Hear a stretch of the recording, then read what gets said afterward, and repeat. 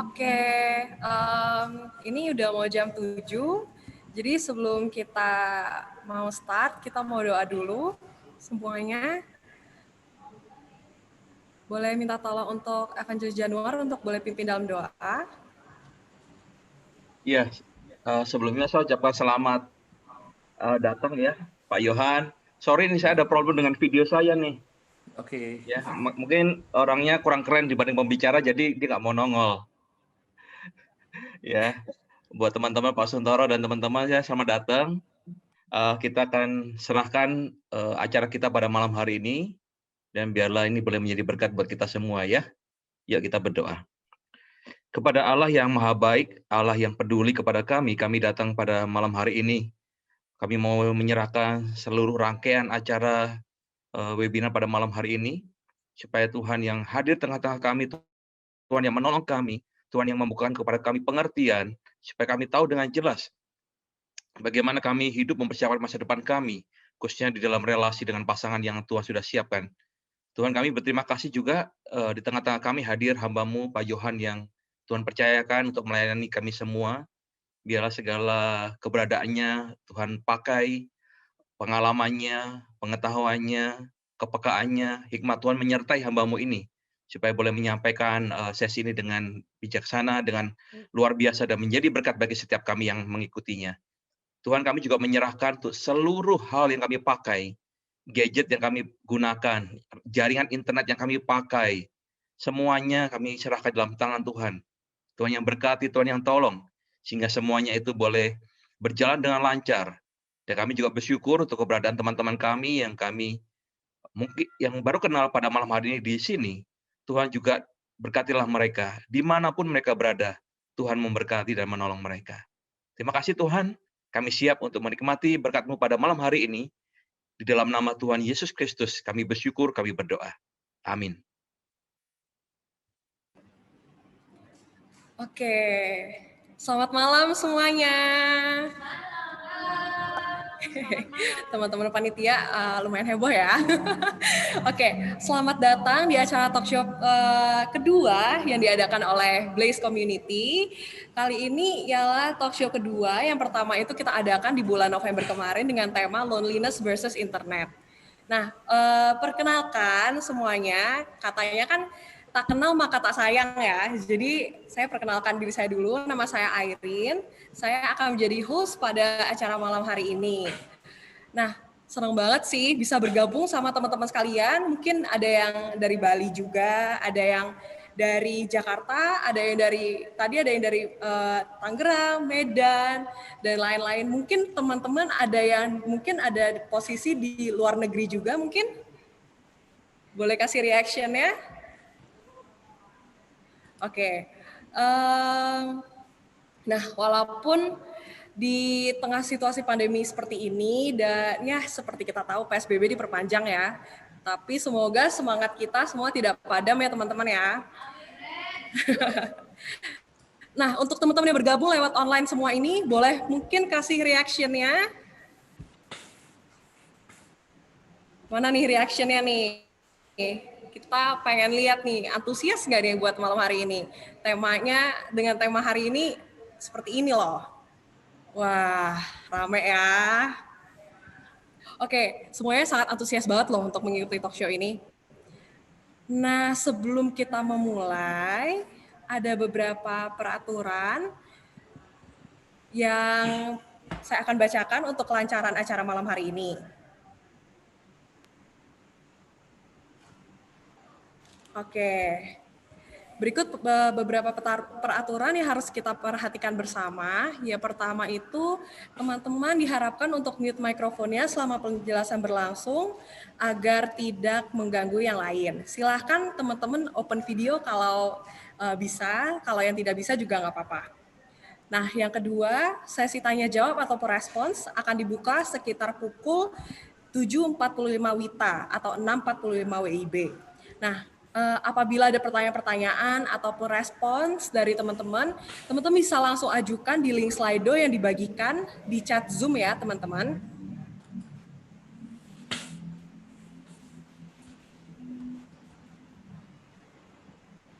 Oke, mungkin teman-teman panitia bisa tampilkan dulu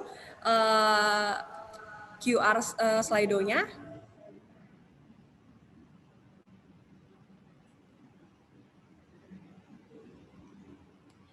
Nah, selagi akan ditampilkan QR Slido-nya, selanjutnya teman-teman juga boleh, ini QR Slido-nya ya teman-teman. Jadi kalau teman-teman mau tanya, teman-teman bisa langsung scan di HP kalian QR code-nya ini, lalu teman-teman masukin pertanyaan-pertanyaan kalian. Pertanyaan teman ini bisa diajukan secara anonymous ya teman-teman, jadi nggak pakai nama. Atau teman-teman juga bisa ke slido.com, terus teman-teman masukin hashtag are you ready to date. Sekali lagi ya, jadi teman-teman bisa ke slido.com, terus lalu teman-teman di bagian hashtagnya itu teman-teman bisa masukin are you ready to date gitu. Oke, selanjutnya. Nah, teman-teman boleh banget untuk share pengalaman teman-teman belajar hari ini di talk show malam hari ini. Teman-teman bisa share di Instagram, teman-teman bisa tag ke Blaze Community ID, dan teman-teman juga bisa tag ke @johan_nugroho, ya, pembicara kita pada malam hari ini. Oke, dan yang terakhir, jika teman-teman merasa misalkan teman-teman udah tanya nih, atau enggak teman-teman ngerasa ada beban di hati teman-teman dan teman-teman membutuhkan bantuan lebih lanjut, teman-teman bisa menghubungi salah satu layanan konseling yang akan dibagikan di chat Zoom dan ada tertera di layar berikut ini. Yang pertama itu teman-teman bisa hubungi di konseling GKKA di Denpasar itu ke Evangelis Nancy Budi Harja. Lalu teman-teman bisa juga cek ke pelayanan konseling online saat, teman-teman bisa ketik linknya, dan yang terakhir itu pelayanan konseling online STTRI. Teman-teman nggak usah khawatir kalau misalkan, aduh ini aman nggak ya, semuanya itu terjamin sangat aman. Dan teman-teman bisa share apa yang teman-teman nggak bisa share ke orang lain atau teman-teman tidak percaya, teman-teman bisa coba share. Selanjutnya, nah, teman-teman, aku mau bacain nih terlebih dahulu profil narasumber kita malam hari ini. Narasumber kita ini malam hari ini itu Evangelis Johan Nugroho yang akan kita panggil Ko Johan. Masih muda teman-teman, masih ya umurnya segitu ya teman-teman. Segini. Oke. Pendidikan yang telah beliau lalui itu Master Divinitas di STTRI, lalu saat ini sedang menyelesaikan studi di Master Teologi di STTRI juga. Dan saat ini juga Ko Johan berprofesi sebagai Youth Pastor di Sing GKI Puri dan founder dari Vestige Community. Nah, Ko Johan ini juga sudah menikah dengan seorang wanita yang sangat cantik, bernama Cimel. Cimel ada juga di sini. Tadi sepertinya melihat kehadiran Cimel. Dan di mana pernikahannya besok Februari ini memasuki umur ke-13 tahun nih. Wah, udah teruji ya. Dan sudah dikaruniai 3 orang putri juga. Nah, mungkin teman-teman udah nggak sabar. Aduh, ini Airin kapan selesai sih? Jadi kita langsung sambut aja bersama-sama. Hai Kojo, selamat malam. Halo, Airin. Thank you udah meluangkan waktu untuk boleh bergabung malam hari ini. Ya, thank you semuanya buat yang datang. Jadi langsung aja nih, mungkin semuanya udah gak sabar nih kok. Jadi mungkin apa sih, gimana sih cara kita tahu apakah kita itu ready to date? Gitu. Iya. Saya share screen ya, Airin. Ya. Jadi nanti paling saya share sedikit, Airin kalau ada apa-apa, ada butuh ditanyain di sela aja nggak apa-apa ya. Eko di koko, kecepatan gitu ya. Teman-teman, sebelumnya saya tuh sejak lulus kuliah STT itu udah nggak ngomongin tentang dating sebetulnya. Sebetulnya itu saya udah males, saya sukanya filosofi, teologi, cultural, worldview, begitu ya. Jadi bener-bener setelah lulus tahun 2006 nggak pernah ngomongin sih Airin benernya. Cuma tahu-tahu di era pandemik ini kayaknya waktu saya membina SING, itu Youth GKY Puri, kayaknya kebutuhan relation itu real. Makanya saya mencoba secara Zoom membuka kelas tentang dating gitu ya. Dan jujur saya juga udah males baca buku-buku tentang dating. Dulu waktu belum punya pacar baru baca buku-buku tentang dating. Setelah punya nikah saya nggak pernah baca sama sekali. Dan ketika saya mempersiapkan bahan itu, semakin saya baca saya juga males gitu ya. Karena sebetulnya ya kurang relate, banyak buku ditulis di dalam apa ya konteks luar negeri begitu ya. Dan jujur ternyata saya kaget ketika saya siapin itu banyak banget yang ikut, selalu 100 lebih begitu ya. Jadi kita udah ngadain sekitar 3 sesi sing gitu ya. Airin juga pernah ikut di situ ya, teman-teman ya. Dan banyak teman-teman di sini juga udah join di situ begitu ya. Dan ternyata ada kebutuhan, dan anehnya memang selama saya melayani ternyata banyak banget ya, sering banyak nemenin mulai dari mahasiswa praktek itu pokoknya anak yang sedang PDKT, yang sedang putus cinta, yang udah mau mati, yang udah jadi kayak zombie, sakau begitu ya. Udah hidupnya itu udah berat banget. Jadi saya tuh banyak nemenin aja sebetulnya, banyak nemenin, duduk, dengerin, nangis bareng begitu ya. Kadang saya juga nggak ikut nangis, cuma kasihan banget, nggak tega gitu ya. Kenapa saya nemenin? Karena saya juga berkali-kali gagal begitu ya. Saya berkali gagal, saya juga pernah jadi kayak zombie gimana. Padahal udah pelayanan, udah ikut seminar LSD, tetap aja gagal begitu ya. Jadi hari ini saya mungkin sampein sesuatu yang tidak terlalu optimis ya. Jadi kalau setelah selesai pada nggak pengen nikah juga nggak apa-apa. Kan nggak harus nikah ya. Katanya seperti Waduh. Yesus, Yesus pun nggak menikah kan. Tapi saya curang ya, karena saya nikah dulu begitu ya. Ini bukan bentuk penyesalan, ada istri saya di grup ini begitu ya. Bukan bentuk penyesalan. Teman-teman, cuma are you ready to date gitu ya? Are you ready to date? Ini sulit banget. Kenapa? Eh eh, nanti biasanya di dalam seminar-seminar kayak gini, talk show gini kan dikasih ini ya, Rin ya, dikasih ini loh, kalau kamu ini berarti kamu siap begitu loh. Jadi kita kasih satu ukuran sehingga kalian nanti confidence pulang-pulang langsung merasa diri siap. Itu celaka banget gitu kan. Celaka banget ternyata ketika kalian mulai hancur. Nanti kalian cari saya, kenapa? Katanya kok Juan saya sudah masuk kriteria ini, kok saya nggak siap nih, kok saya hancur begitu loh teman-teman. Ini enggak mudah begitu ya. Ataupun nanti kita berusaha justru menjadi sesuai kriteria itu. Padahal kalau kita tahu kita ini beda-beda gitu loh. Dan yang menilai siapa pertama, kita siap atau nggak siap. Kita ini beda, saya sama teman-teman beda. Zaman saya sama zaman teman-teman beda. Keluarga teman-teman, keluarga saya beda. Ketemu orang-orang yang berbeda ya. Sekarang juga lebih sulit gitu ya. Jadi saya juga nggak fair ketika saya ngomong dari buku yang saya baca, pengalaman orang yang berbeda-beda. Terus saya kasih satu dasar gitu ya. Supaya teman-teman bisa mendeteksi secara objektif, kayaknya gue udah siap nih. Ya, kayaknya udah siap. Apalagi kalau dating itu kan bicara relation, ya. Relation yang bersifat future, yang unpredictable, ya. Jadi kata Airin kayaknya gelap ya Airin ya. Sesi ini ya. Jadi gimana ya? Kita punya masa lalu, ya kan? Kita punya, ada yang udah pernah relationship, yang udah pernah luka sama trauma, beda sama orang nggak pernah relation gitu kan. Waktu orang sama-sama udah pernah relationship di masa lalu, kedalamannya juga beda, lukanya beda gitu kan. Kisahnya beda. Ada yang belum pernah terluka sama sekali. Dan bagaimana kita mengukur kamu ready nggak untuk date?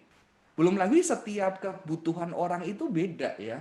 Kebutuhan akan makna, tujuan hidup, fulfillment, belum lagi social pressure. Umur 30 sama umur 18 beda. Yang 30 apalagi kalau cewek dikejar-kejar sama mamanya gitu ya, dikejar-kejar sama temennya, mengejar diri sendiri karena lihat selalu postingan di Instagram. Zaman saya nggak ada Instagram gitu ya, zaman dulu saya muda nggak ada gitu ya, Friendster. Teman-teman tahu nggak ya, saya deketin Gmail pakai Friendster, nggak tanya nomor teleponnya gitu ya. Itu lebih halus. Kalau nanya nomor teleponnya, teleponmu berapa, itu kok kayaknya kasar. Kamu punya Friendster nggak gitu ya teman-teman. Ya jadi ada satu needs kita yang beda-beda. Jadi benar-benar kita ini beda, punya pengalaman beda. Ada yang pernah pacaran, ada yang enggak. Kita punya kebutuhan yang beda banget setiap orang ya. Dan masalahnya ready atau nggak ready, kamu itu berhadapan dengan unpredictable. Ya, banyak kok orang yang mempersiapkan dating, menikah, mereka belajar firman Tuhan, mereka juga ngikutin seminar-seminar yang kayak gini gitu kan. Tapi banyak kan yang gagal, ya, divorce, ya kan? Akhirnya mungkin nggak divorce, bertahan karena anak, begitu ya. Jadi gimana ya kita ngomong, are you ready to date? Terutama kita berhadapan dengan unpredictable future, ya. Ada kok sepasang yang waktu SMA, kuliah itu bagus sama-sama melayani, tahu-tahu pasangannya bisa selingkuh, ninggalin dia gitu loh. Dan dia kan nggak tahu waktu pacaran masuk nih kriteria semuanya, ya kan? Masuk kriteria yang semua, tapi begitu dia nikah, tahu-tahu momen tertentu bisa ninggalin teman-teman, ya. Nah, ini sulit loh, ya. Ketika saya harus menjawab, are you ready to date, ya. Jadi mungkin jawabannya apa kita nantikan ya. Jawabannya ini teman-teman. Oke. Berarti tidak ada suatu takaran ya kok ya? Takaran yang pakem. Nggak ada atau sebetulnya ada tapi kita harus bilang spesifik Ren, gitu ya. Ya, ngerti ya maksud saya. Jadi belum Ya. tentu nggak ada, tapi kalau takaran yang bukan objek yang universal yang untuk kita bisa pakai setiap kita, I don't think so begitu ya. Walaupun ada prinsipnya, tapi kalau cuma berdasarkan itu, saya rasa kita nggak bisa loh memikirkan pasangan yang cocok. Kalau berdasarkan satu objektif gitu. Mungkin bisa ya, tapi tetap nggak cukup. Contohnya ya dewasa. Dewasa seperti apa gitu loh. Ya nggak butuh orang, ternyata ada pasangan yang ternyata kalau pasangannya nggak butuh dia hancur banget tuh gitu kan. Dan dia malah bisa lari sama orang lain yang membutuhkan dia gitu kan. Jadi itu ada realita-realita seperti itu. Cuma mungkin kembali ke sini, Airin, nanti Airin ingetin lah ya slide selanjutnya ya. Unpredictable itu apa? Karena masa depan itu Ya. kayak badai, makanya saya suka kapal kan, katanya perahu kehidupan, ya udah kapal lah ya, kapal kehidupan itu waktu mau berlayar seneng gitu ya, tadi indah kan pemandangannya, tapi sebetulnya kamu juga siap begitu kamu berlayar itu, kamu nggak tahu badai itu datangnya kapan, ya kan, pasti ada badai ya. Kalau kamu berlayarnya cuma selat selat apa, waktu mau Surabaya, Banyuwangi, Bali, ya nggak selalu ada gitu ya. Tapi kalau pernikahan ini kan ada unpredictable, makanya ada janji pernikahan gitu kan. Sehat sakit, berarti mungkin sakit ya. Dikhianati nggak dikhianati, untung nggak ada ya, itu ya janjinya ya. Mungkin perlu ditambahin sekarang gitu ya, teman-teman. Ya, jadi sebetulnya apa? Ketika kita menjalani relasi itu ada unpredictable gitu kan. Ada keadaan berubah. Tahu-tahu kita miskin, jatuh miskin. Tahu-tahu salah satu sakit. Itu kita nggak tahu di depan. Dan saya mau jawab bahwa sebetulnya kita nggak pernah siap. Ya, ini ada satu lagu yang saya baru ketemu ketika nyiapin eh, sesi ini. Sometimes our hearts get broken, but keep them open, cause when it comes, you can never be ready. Jadi banyak anak-anak yang ikut LSD, dulu kalau zaman saya love, sex, and dating, seminarnya ikut semua, baca banyak buku. Saya dulu banyak buku loh baca sebelum pacaran, tapi ternyata begitu broken heart, begitu kena storm, nggak siap gitu loh. Jadi kita harus gimana teman-teman? Saya akan puterin lagu ini ya. Ini kita puterin lagu inilah ya. Ini jawaban pertanyaan tadi ya. Jadi sudah selesai. Bercanda teman-teman ya.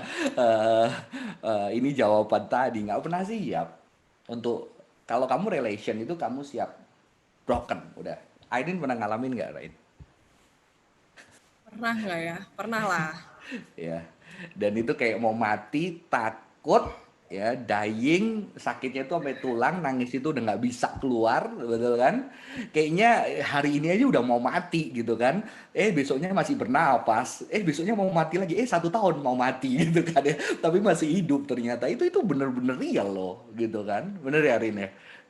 Ya. Banyak temen ya ngalamin. Saya banyak nemenin sih teman-teman yang hancur banget gitu ya. Mereka pelayanan, mereka Kristen, mereka sungguh-sungguh, mereka tahu mereka juga bisa bakal patah hati, tapi mereka tetap berani. Dan ternyata begitu itu datang, badai itu datang gitu ya, ada yang balikan lagi, ada yang nggak balik, ada yang hancur gitu ya, ada yang balikan lagi, ada yang habis balikan putus lagi, balikan lagi. Dan ini nggak ada yang siap. Dan ternyata ini tidak cuma kena orang-orang yang ini loh teman-teman, ini nggak cuma kena orang-orang yang dewasa, karena kan ini tidak tergantung dirinya. Dia ada pasangan, dia ketemu, tahu-tahu ada sisi yang dia jatuh cinta, tapi ternyata ada sisi yang ada konflik di sana yang kita kadang-kadang tetap nggak bisa enggak kita ngalamin begitu ya, karena dua manusia yang berbeda ya. Jadi pertanyaannya adalah are you ready to date? Sama aja dengan bertanya are you ready for love? Kamu siap mencintai nggak? Kamu siap untuk cinta nggak? Ya kan? Dan ada yang namanya unpredictability. Unpredictable, kamu akan terluka. Nah, berbicara ini teman-teman, sebetulnya kalau kita orang Kristen itu percaya Tuhan itu datang ke dunia nyintain kita. Dan ada unpredictable gitu loh. Tuhan udah predik nggak dia bakal mati di atas kayu salib? Iya, dia tahu, ya kan? Tapi unpredictable nggak? Ayo, menurutmu unpredictable nggak, Airin? Ya, Dia udah tahu loh, unpredictable nggak? Predik nggak? Ayo, menurutmu kamu predik atau unpredik? predik tapi unpredik ya. Unprediknya di mana? Ayo, ada yang jawab, ada yang bisa jawab teman-teman. Unprediknya di mana? Kita tahu nggak sih kalau kita nikah kita bisa sakit, kita bisa kecewa, kita bisa putus pacaran, kita bisa gagal gitu kan? Itu bukan cuma relasi, nanti salah satu bisa meninggal lebih dulu, iya kan? Ya. Bisa saya dulu, bisa istri saya, bisa anaknya. Waduh, itu bener-bener unpredictable loh hidup itu. Dan ini terjadi buat setiap orang gitu. Mau lu cinta Tuhan nggak cinta Tuhan, it's happen gitu kan. Jadi unpredictable-nya di mana nih Yesus mau mati?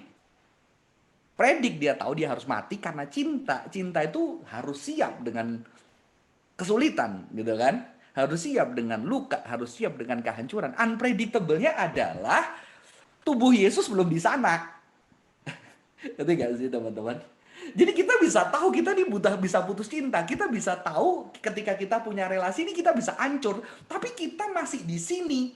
Masih tubuh kita di sini. Jadi tubuh kita masih ada sisi unpredictable. Jadi waktu Yesus berdoa di Getsemani itu dia tahu dia bakal mati tapi itu masih unpredictable. Kenapa? Karena dia belum di sana. Kalau dia udah di sana baru oh gini rasanya. Betul nggak?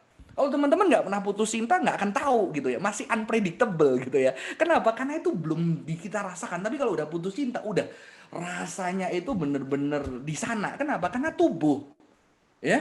Jadi unpredictable ini berbicara bodily experience, ya. Ketika kita ada pain sama loss, begitu kita siap date, kita siap relation, love relation, kita siap yang namanya pain sama loss.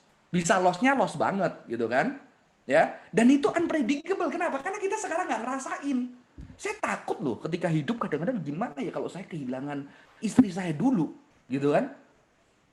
Istri saya juga mungkin takut, makanya dia ngomong lebih baik kita mati aja bareng gitu ya. Entah pesawatnya jatuh atau apa, tapi dia bilang nggak enak ya jatuh naik pesawat begitu ya. Dia bilang enaknya barengan aja satu keluarga begitu ya. Ya itu istri saya nggak tahu, mungkin ada ketakutan loh. Saya kehilangan dia kehilangan saya kehilangan anak saya yang kecil aja di era COVID itu tanya, Papa umur berapa sekarang? 40. Waduh, kalau 60 tinggal 20 tahun lagi ya, Pak. Saya baru sadar. Iya juga ya. Itu kalau 20 tahun lagi bagus gitu ya. Jadi ada satu unpredictability loh ketika kamu mau relation sama orang, ya. Jadi lebih baik punya relation atau enggak, teman-teman, ya. Are you ready to date? You can never be ready Dan gitu ya. apakah Makanya nggak usah date. Gimana, Rin? Jadi nggak usah dating ya. dan apakah kita dan apakah kita harus terluka dulu buat kayak kita prepare gitu. Iya, harus terluka dulu enggak? Bisa nggak terluka dulu masalahnya? Ya kan? Masalahnya manusia bisa nggak? Ini jadi filosofis banget, Airin. Kasihan ya. Gini aja lah. Masalahnya kalau kita mau dating gitu ya, kayak kita nggak date lah ya. Kita nggak date, apakah kita nggak terluka? Itu masalahnya kan? Bisa kita immune dari yang namanya hurt, gitu kan? Nggak bisa kan? Nah itu jawaban ya. Jadi agak sedikit cerah ya teman-teman ya.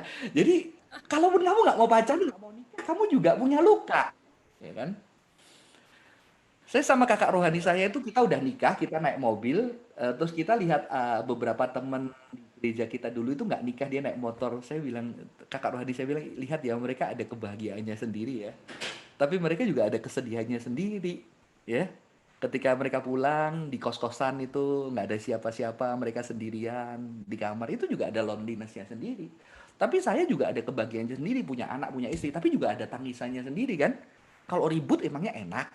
Ya kan? Kalau nyakitin hati anak, anak sakit sama kita emang enak? Enggak gitu loh.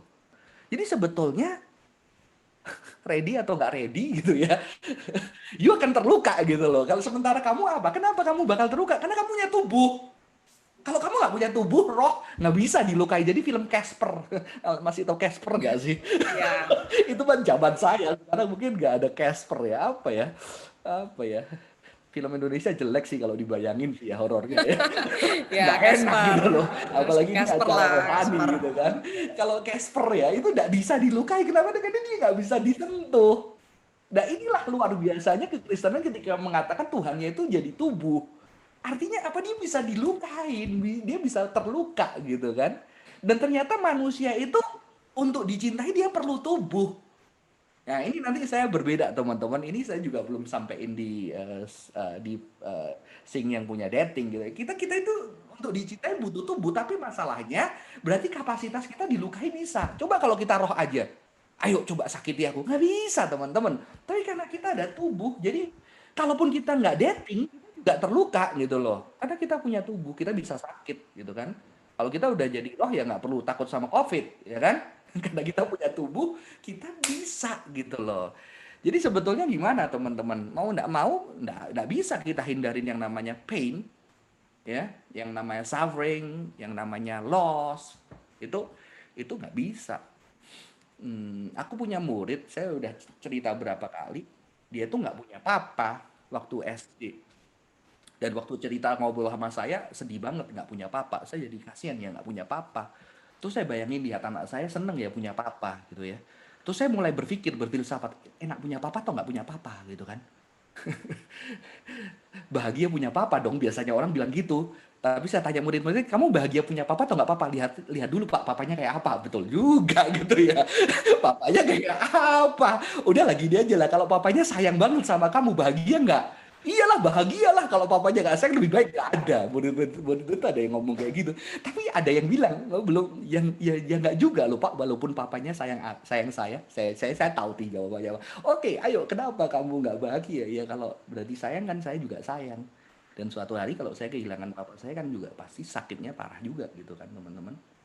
Jadi saya berpikir itu apa saya nggak usah sayang sama anak saya ya?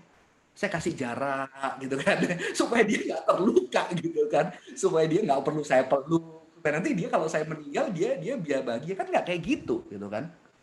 Ini penting banget teman-teman. Supaya saya sadar apa ketika saya mengungkapkan ini supaya nanti kalau kamu di dalam menjalani relasi kamu hancur itu hidup lu nggak relasi pun lu hancur gitu loh. Lu akan berhadapan dengan yang namanya sakit, berhadapan dengan luka gitu loh. Ya, itu tidak bisa dihindarkan. Maka saya mengutip seorang tokoh yang saya suka ngomong gini, better to have love lost than to have never love at all gitu ya. Lebih baik aku punya cinta dan kehilangan daripada aku nggak pernah mencintai sama sekali ya. Dan sebetulnya ini dikatakan apa? Karena kita makhluk yang bertubuh, kita itu mencintai dan cinta itulah essence. Ya, di dalam dunia teologi ini dikatakan manusia itu gambar dan rupa Allah apa? Karena manusia punya rasio. Kalau saya sekarang saya sudah nggak percaya itu. Iya manusia punya rasio.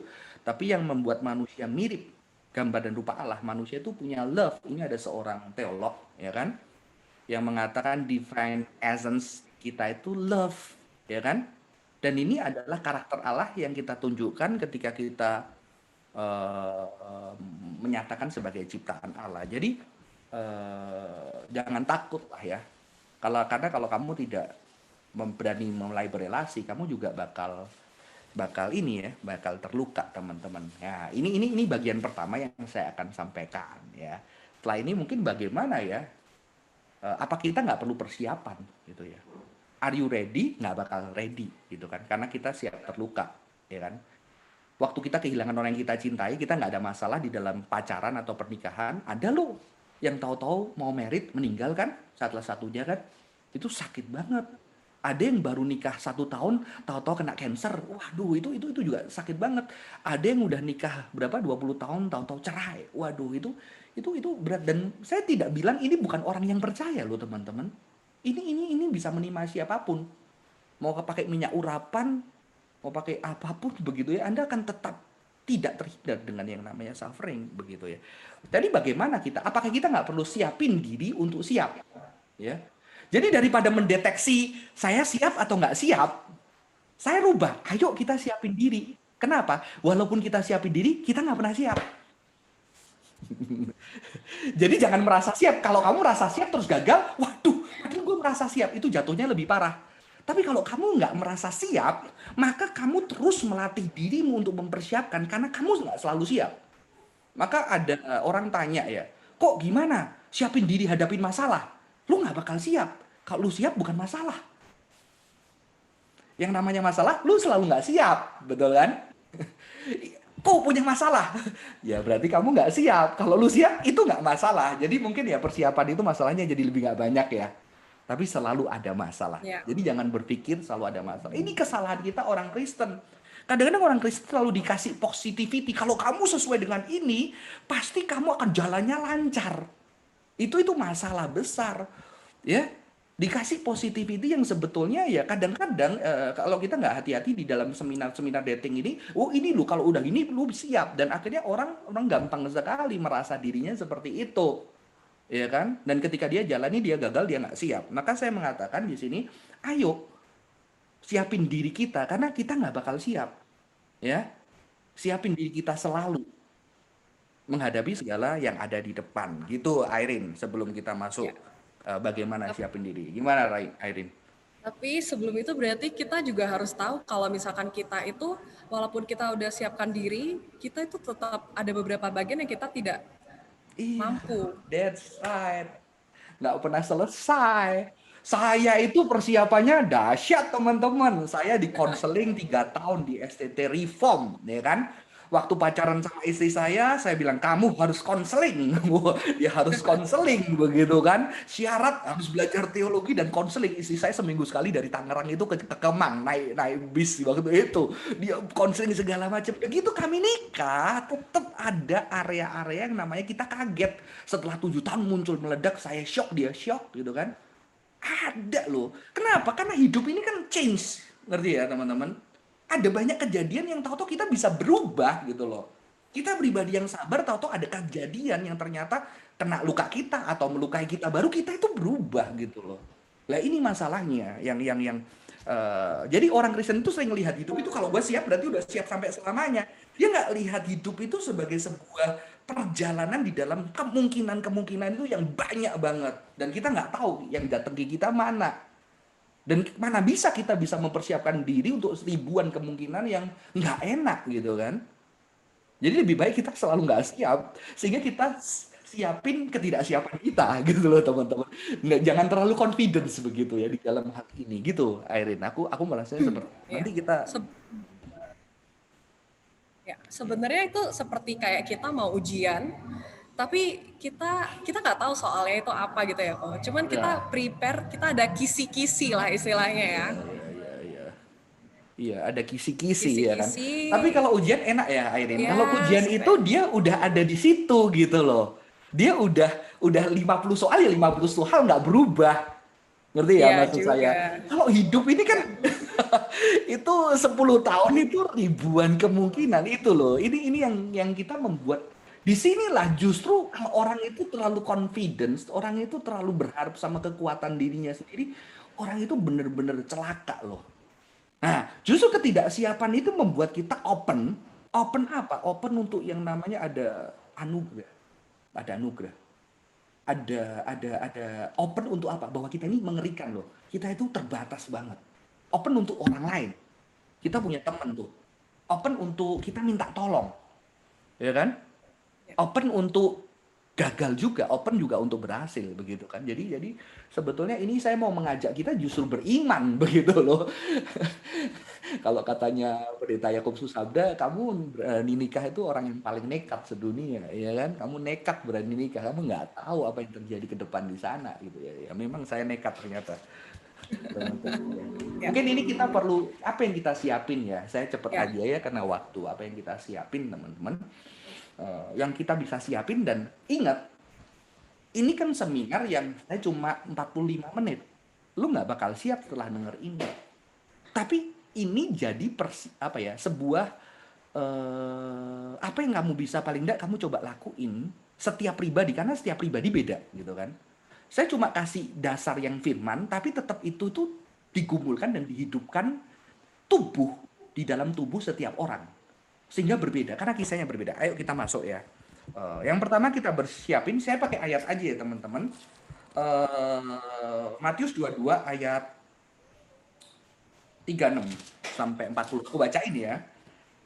Jawab Yesus kepadanya, kasihlah Tuhan Allahmu dengan segenap hatimu dan dengan segenap akal jiwamu dan dengan segenap akal budimu. Itulah hukum yang terutama dan yang pertama. Dan hukum yang kedua yang sama dengan itu ialah kasihlah sesamamu manusia seperti dirimu sendiri. Pada kedua hukum inilah tergantung seluruh hukum Taurat dan kitab para nabi. Ini inti Alkitab sebetulnya. Seluruh Alkitab ini cuma dua hukum ini. Kasih Tuhan, kasih sesama, kasih diri, teman-teman. Kita siap atau nggak siap? Nggak ada objektif kriteria. Kenapa? Karena kita ini bicara orang yang berbeda.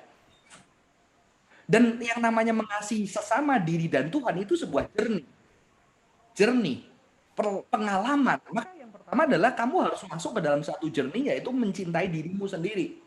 Mencintai diri sendiri. Ini gereja biasanya nggak boleh tema-tema ini karena terlalu egois, kan harus cinta Tuhan, cinta sesama gitu ya. Cinta diri nggak boleh, padahal ada ayatnya mengasihi sesamamu seperti dirimu sendiri. Ini kan sebuah konsep, sebuah dasar, tapi mengasihi diri itu kayak apa? Iren mengasihi diri dengan Johan mengasihi diri, dengan istri saya mengasihi diri itu apa? Ya. Lah inilah sulitnya adalah kita harus masuk ke dalam, lebih dalam lagi. Dan hati-hati, karena kriteria gitu ya, kriteria yang sering dilakukan oleh anak-anak Tuhan. Saya tanya, kamu butuh pasangan kayak apa? Yang cinta Tuhan. Aduh, saya kadang-kadang, lu kok sering bersembunyi di balik kata-kata suci cinta Tuhan. Padahal sebetulnya, kalau lu cinta Tuhan bener-bener tapi tidak sesuai dengan kebutuhanmu, lu gak mau juga kok cinta Tuhan tapi dia kok gak nganteng ya. Aduh, serius aja lah. kok tidak sesuai kriteria. Jadi sebetulnya yang mana gitu loh teman-teman. Jadi cinta Tuhan itu kadang-kadang jadi kriteria karena kita Kristen aja. Karena kita malu kalau itu nggak jadiin kriteria yang pertama. Jadi itu jadi faking aja. Justru saya bilang kalau kamu jadi Kristen, kamu jadi jujur gitu loh. Kadang-kadang aku nggak begitu penting loh cinta Tuhan loh. Ngerti ya teman-teman? Dan itu kan sebuah bentuk pengakuan kita. Ini jadi satu spirituality itu kadang-kadang bisa jadi tempat sembunyi.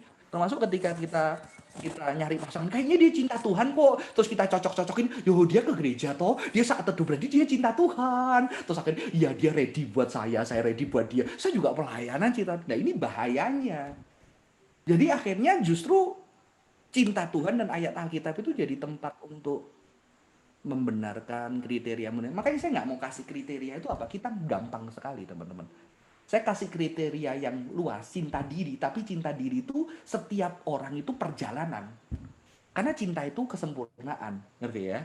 Jadi harus orang yang apa? Yang siap mempersiapkan diri untuk nikah adalah orang yang terus berjuang untuk mengasihi dirinya. Mengasihi diri apa? Berarti dia butuh, kebutuhannya jujur itu apa ngomong. Kalau dia butuh, sentuhan. Kadang-kadang mereka nggak berani ngaku di gereja cinta Tuhan. Padahal ternyata dia dideketin cowok yang suka sentuh pundaknya. Dia merasa bahagia, tapi dia, yang penting dia cinta Tuhan. Dia nggak berani ngaku. Tubuhnya itu butuh apa. Ya. Sehingga dia diam-diam pacaran segala macam. Ternyata dia nyaman disentuh. Lah kalau yang nyentuh bener, yang kalau nyentuh itu brengsek gimana teman-teman? Ngerti ya? Nah ini bahayanya, orang itu nggak berani jujur gara-gara hal-hal yang rohani. Padahal kejujuran itu hal yang rohani. Dan biasanya dia peduli sama aku. Peduli itu dalam wujud apa? Ya, dia ngomelin kamu juga peduli, tapi kamu diomelin terus marah. Karena mamamu dari kecil suka ngomelin lo, gitu kan? Iya kan? Ngapain sih ngatur-ngatur, ngekang-ngekang gitu ya. Nasihat-nasihat. Ternyata kamu butuh yang cintanya di dalam wujud yang nyata. Aku itu diberikan kebebasan, dipercaya, didengerin. Jadi ada satu need tubuh kita itu yang kita perlu tahu. Ya. Dan kadang-kadang celakanya teman-teman, kesadaran ini kan muncul di dalam kegagalan-kegagalan. Betul gak ya? Nah. Ketika kita gagal, gue kok gak bahagia sama dia. Iya, karena dia gak dengerin gue, gitu kan. Setelah gagal kita baru tahu kita butuh pasangan yang ternyata denger. Dia cinta Tuhan, dia bertanggung jawab. Tapi ada satu needku yang real yang aku gak dapetin. Nanti dibilang kan cinta itu mengorbankan. Enggak, ada cinta diri, teman-teman. Gitu loh. Dan kita harus beri ruang orang untuk mencintai diri kita. Gitu kan. Jadi ini ada sesuatu yang real yang need kita bisa balas, dan ini beda loh. Irene beda, teman-teman yang lain beda. Jadi di situ kita perlu honest sama vulnerable our needs. Saya kalau bimbing anak-anak itu saya senang ketika anak itu bilang, kok aku tuh ternyata waktu Koko puji temanku yang itu aku jadi iri. Aku tuh pengen dipuji. Jadi dia berani jujur walaupun di gereja dia sedang pelayanan. Masa saya bilang, hei kamu pelayanan itu nggak perlu dipuji, kemuliaan bagi Tuhan. Lah emang Yesus nggak pernah muji orang yang baik gitu kan? Tapi sekarang di gereja kita dilarang muji, celaka sudah. Mana nggak pelayan di gereja sakit jiwa semua. Ngerti nggak maksudnya teman-teman? Karena kita nggak fair gitu. Yesus puji banyak orang, ya kan? Iman ini tidak kudapatkan seperti anak kecil ini luar biasa. Tapi kita di gereja jangan kemuliaan bagi Tuhan, kita nggak boleh dipuji. Kan dipuji nggak berarti mengebut kemuliaan Tuhan kan? Kan kata-kata yang indah, kata-kata yang bermakna, dan dia membutuhkan itu. Maka saya harus kasih. Tapi bagaimana ketika ini nggak pernah diberikan ruang?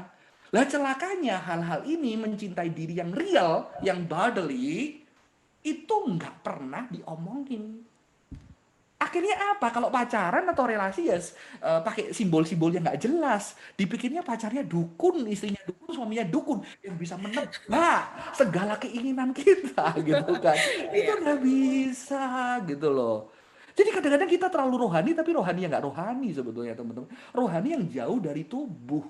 Dan kita menganggap hal yang tubuh ini, kebutuhan kita itu nggak good kalau diungkapin.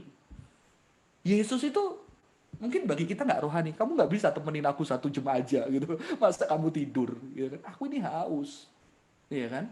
Ya. Ya, Yesus itu memberikan diri untuk dicintai. Yesus mendirikan diri untuk menyatakan dirinya dan kebutuhannya. Tapi kita nggak. Jadi kita perlu journey, karena journey akhirnya apa? Ini nggak selesai sampai kita mati. Sehingga ketika kita menikah kita udah selesai. Enggak. Journey. Ya. Tapi kan ini masalah, kenapa? Karena nggak semua pasangan kita, calon kita itu juga siap dan mau. Sehingga ada di dalam pernikahan orang yang sudah sadar untuk mencintai diri, membuka dirinya, itu pasangannya, tapi pasangannya nggak mau terbuka. Dan ini akan terjadi sebuah masalah yang unpredictable juga, teman-teman. Dan yang ketiga ini dia bisa mengomunikasikan needs-nya kepada sesama dan kepada Tuhan. Nah, inilah yang sebetulnya preparing, walaupun kita seperti ini, kita tetap nggak siap loh. Ngerti nggak? Kalau ada masalah. Kenapa? Karena kita menikah bersama orang lain. Dan belum tentu orang lain siap ini. Ya, saya pun sampai terakhir masih latihan loh. Kadang-kadang ada gengsinya loh ngomong sama sesuatu sama istri saya. Istri saya kadang-kadang juga banyak pakai simbol-simbol. Kalau saya lagi waras, saya bisa menangkap simbol mereka. Simbol istri saya. Tapi kan saya tidak selalu waras, teman-teman. Gitu kan. Saya bilang sama istri saya, kalau saya waras saya bisa. Kamu maunya apa sudah saya tebak semua. Tapi kalau saya nggak waras, semakin saya tebak, semakin dia merasa saya tidak mengerti dia. Betul kan? Ayo, yang pacaran. Ya. Kamu nggak ngerti aku. Apa ya? Ini ya A. Enggak. B, C, D sampai Z. Berarti tambah kamu nggak ngerti aku. Celaka sudah. Karena dia nebaknya dalam keadaan panik. Karena takut pasangannya marah gitu ya teman-teman. Itu kan terjadi sebetulnya ya. Jadi ini yang pertama. Ini sebuah journey. Dan ini change.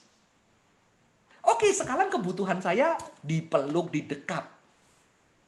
Nanti kalau saya married, maaf ini udah agak gede semua ya, saya harap begitu. Kalau yang nggak ada gede tutup telinga gitu kan. Sorry, kalau udah saya married, saya udah peluk-pelukan tiap hari, saya sudah apa? Lama-lama kok lu peluk-peluk doang sih, nggak mau ngomong sama saya? Kan kebutuhan saya bisa berkembang dan berubah. Kalau saya nggak biasa mengenali kebutuhan, saya nggak biasa mengungkapkan, ya, yang biasa mengungkapkan aja loh teman-teman, kadang-kadang juga sulit. Kenapa? Karena pasangannya belum tentu siap diungkapkan. Mengerti? Contohnya, aku butuh loh sebetulnya kamu puji gini-gini. Ah, kayak anak kecil aja. Padahal kita udah ungkapin, pasangan kita nggak siap. Iya kan? Karena relasi itu bukan berbicara satu orang. Ya, makanya anak-anak yang saya banyak ngobrol sama Ko Johan biasanya, aduh kok kalau pacaran enak anaknya yang sudah pasti mau dibimbing sama Ko Jo bareng aja ya gitu ya, jadi bisa berdua. Kalau satu tuh sulit ya, yang itu biasanya begitu. Kalau udah terlanjur pacar, dia gimana ngenalin pacarnya, ngobrol supaya bisa ada pembimbing dan segala macamnya teman-teman. Jadi ini journey, ini change. kriteria kita change. Kenapa? Karena kebutuhan kita beda. Ada anak yang kebutuhan fisiknya besar, ya kan? Itu nyata, kadang-kadang nggak mau ngomong tuh, nggak boleh lah, Tuhan, cinta Tuhan nomor satu, padahal sebetulnya cantik itu nomor satu. Dan kalau kamu jujur, Tuhan ampuni aku ya, aku masih melihat kecantikan itu nomor satu, kan jujur bagus di hadapan Tuhan. Tuhan tahu kok walaupun kamu nggak doa, ya kan? Tuhan ternyata cantik bukan segalanya, rasa aman nomor satu. Kalau dia terlalu cantik, gue justru nggak aman gitu ya. Temenmu bilang bodoh lu, cantik itu udah pinter, baik, cinta Tuhan, tapi gue nggak aman. Kenapa? Karena banyak yang suka dia dan gue minder gitu kan. Nah, jadi teman-teman, ini sesuatu yang sulit teman-teman. Oke, ada yang annotate, minta tolong diituin ya teman-teman dari host. Oke, saya akan lanjutkan. Oke, yang kedua, ini tiga aja teman-teman, saya akan cepat. A journey to love itu a journey loving others, ya. Kalau kita cuma konsen sama diri kita, ya, biasanya kalau kita bisa konsen sama diri kita, need kita, segala macamnya, kita itu bisa juga ngerti orang lain. Contohnya ya, contohnya saya butuh, jujur, saya ini dulu sama papa itu nggak deket, nggak pernah dipeluk, nggak pernah diapa-apain gitu ya, nggak pernah dicium sama papa saya gitu ya. Tapi untungnya saya punya mama itu yang suka ngelus kepala saya gitu kan, suka ngelus kepala saya gitu ya. Kadang-kadang saya merindukan itu, dan ketika saya punya pasangan, saya punya istri ya, saya pengen toh kadang-kadang ya istri saya di belakang terus tahu cium saya begitu ya. Sementara itu bukan sesuatu kebutuhan istri saya bisa ngomong sama dia. Kamu kadang-kadang loh, masa setiap nikah saya yang nyium duluan begitu kan teman-teman. Saya nyosor duluan, sesekali dong saya duduk kamu cium gitu loh. Itu ada sesuatu, saya itu dicintai, saya merasa kebutuhan touch itu penting gitu kan. Ternyata itu bukan kebutuhan penting dia, tapi ternyata selama menikah, walaupun kebutuhan itu dia tidak seperti yang saya harapkan, tapi dia dari 40 itu bisa naik 70, itu udah bagus. Harapan saya 90 gitu kan. Sementara istri saya, dia kalau punya papa itu pergi keluar itu dia suka beliin makanan gitu ya. Kalau saya di kos-kosan, saya nggak pernah beliin makanan siapa-siapa sejak saya lulus kuliah. Di rumah juga mama saya nggak suka jajan. Jadi begitu nikah saya nggak pernah beliin. Saya makan sendiri. Saya pulang sendiri. Tapi ternyata ini jadi kebutuhan. Ya, saya mulai latihan. Walaupun saya tidak serajin papi dia, tapi paling nggak ada. Ya, kenapa? Karena saya sudah tahu kebutuhan saya itu ada. Sehingga saya juga mikirin need-nya dia gitu loh. Need-nya dia itu apa gitu kan. Oh, ternyata ngobrol itu menjadi need-nya. Jadi di dalam relasi itu saya juga bisa mengenal gitu kan. Dan ini sebetulnya teman-teman tidak perlu pacaran untuk kamu bisa ngelatih. Mengerti? Kalau kamu belum punya pacar, oh berarti saya nggak bisa latihan, saya harus punya pacar untuk bisa latihan. No, ketika kamu pelayanan di gereja, kamu punya orang tua, kamu punya temen di situ, kamu juga bisa tahu ini. Makanya tadi udah ada jawabannya sih. Itu konseling 3 konseling center itu siap dihubungin semuanya gratis. Nah, itulah jawaban saya sebetulnya di sesi ini, teman-teman. Ya. Nah, jadi bisa honest, vulnerable gitu loh. Jadi akan bantuin orang lain itu bisa untuk menyatakan kebutuhannya. Karena kadang-kadang nanti kita ketemu pasangan, yang satu bisa ngungkapin, yang satu nggak bisa. Ya, kalau saya sama istri saya udah bisa dulu. Maka saya bantu dia, kamu tuh betulnya pengen apa, pengen ini, pengen ini, pengen ini. Kalau lagi waras ya teman-teman. Kita selalu ada masa-masa ketidakwarasan gitu ya. Itu sebuah nyata ya. Jadi kita belajar empati, understanding, caring, loving. Saya nggak bisa bahas satu-satu ya. Sehingga kriteria-kriteria ini kan bertambah. Teman-teman, kalau kita udah mulai belajar mencintai diri, terus kita mulai belajar mencintai orang-orang di sekitar kita, kriteria kita juga berubah. Ngerti ya? Karena kriteria kita itu dari tubuh kita ini. Ukuran kita itu dari tubuh kita. Akhirnya kita juga, kalau dulu ya, contohnya ya, orang yang butuh saya dulu itu seneng kalau punya pacar itu cerewet. Makanya kok nggak habis. Kenapa nggak dihabisin? Kenapa telepon saya nggak dibales? Kan kamu kemana aja? Kenapa nggak ngabarin? Saya tuh bahagia. Kayaknya saya dicari banget gitu kan. Wah, berarti pasangan saya adalah pasangan yang saya bisa mencintai. Bisa pakai bahasa positif. Bisa mencintai dia dan dia mendapatkan kebahagiaan dari cinta saya. Setelah saya di counseling dan jiwa saya lebih sehat, ini cewek ribet banget. Akhirnya saya bilang, kamu nggak bisa kayak gini, kamu harus sembuh. Berarti kamu ada anxiety, kamu posesif, itu berarti kamu takut kehilangan, gini-gini. Kamu harus konseling gitu kan. Ya saya ketika pacaran sama istri saya sudah bahagia melayani. Bahkan ketika kami mau putus, saya juga bilang, udah saya putus, saya pasti hancur. Tapi saya udah punya arah hidup, saya punya tujuan hidup, saya akan melayani gitu kan. Saya pasti hancur, tapi saya tetap jalan karena saya udah ada arah hidup dan tujuan hidup saya gitu kan. Ketika saya sudah tahu kebutuhan mencintai, akhirnya di situ saya bisa bantu dia. Posesif itu karena nggak percaya, karena kamu nggak percaya kamu itu berharga. Di situ dipulihin, lama-lama dia lebih nggak posesif gitu kan. Ya teman-teman, nah ini ada sesuatu kebutuhan yang lain yang kita juga belajar di dalam community, di dalam pertemanan.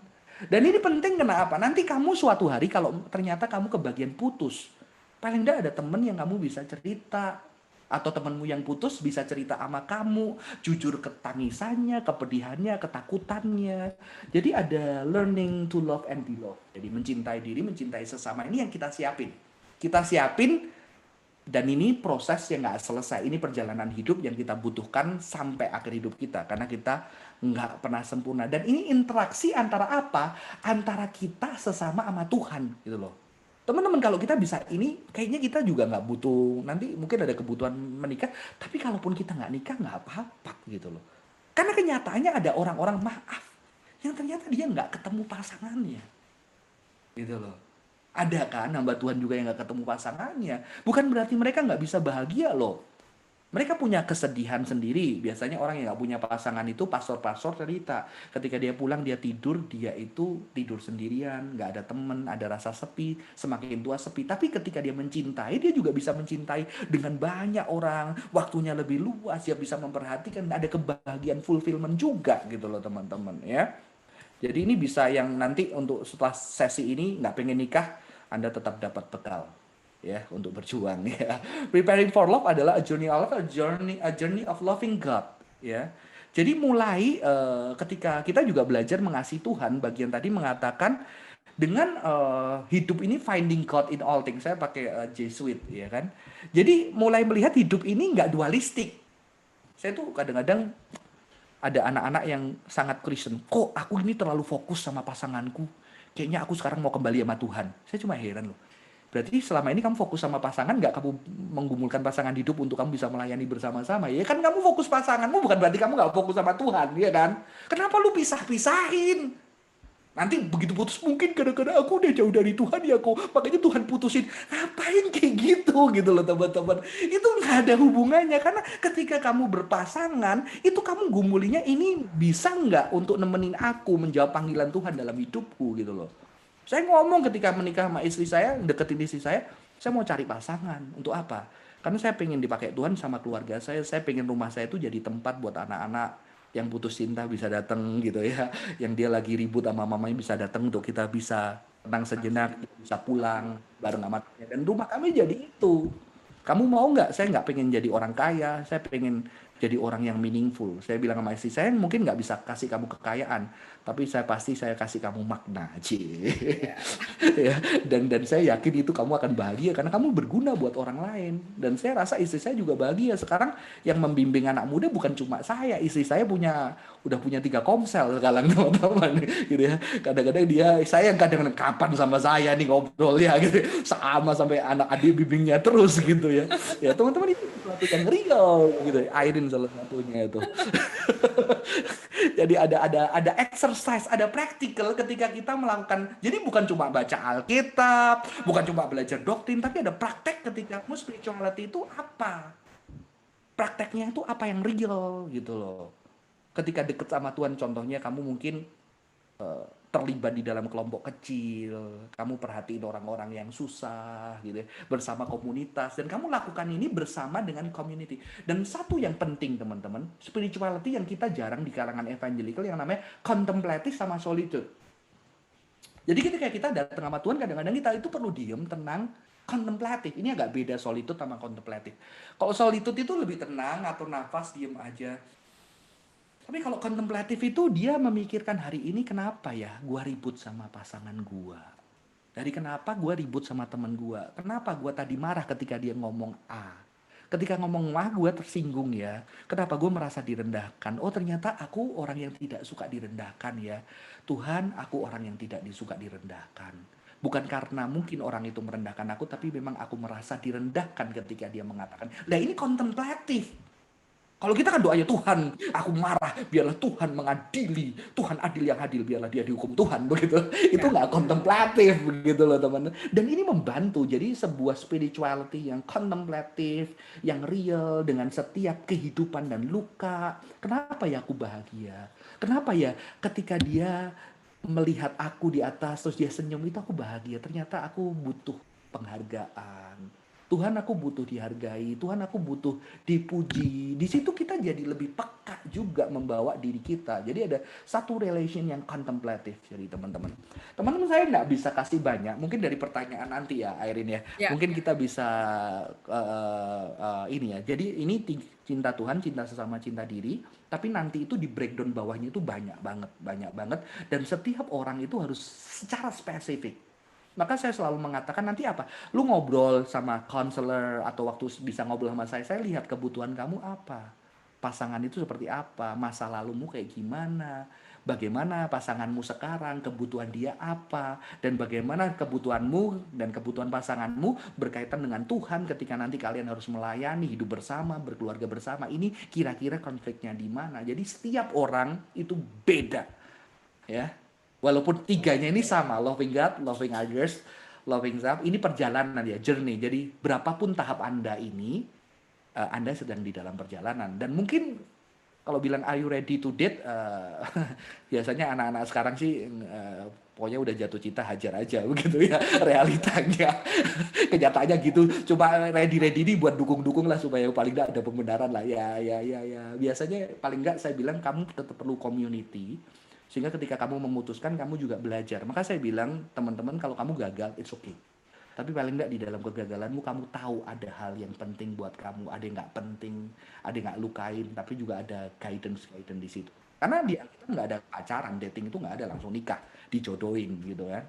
Ya udah gitu ya. Semoga ini jadi berkat Airin dia. Silahkan. Ya. Thank you loh penjelasannya kok. Ini udah pertanyaan yang masuk, ini udah banyak banget nih.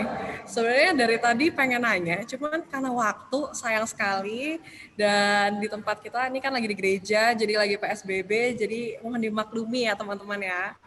Nah sebelum kita masuk ke sesi Q&A, aku mau minta kesediaan teman-teman buat boleh isi kuesioner yang akan dibagikan di chat Zoom. Boleh diisi ya teman-teman untuk feedback ke panitia, supaya next time kita mungkin boleh adakan lagi sesi yang selanjutnya atau mungkin dalam topik yang lain. Oke, boleh ditampilkan slide-nya. Biasanya dari pertanyaan justru lebih real ya, Airin Ya, bisa benar sekali. kebutuhannya. Berdasarkan pengalaman ya kok ya, biasanya. Ya.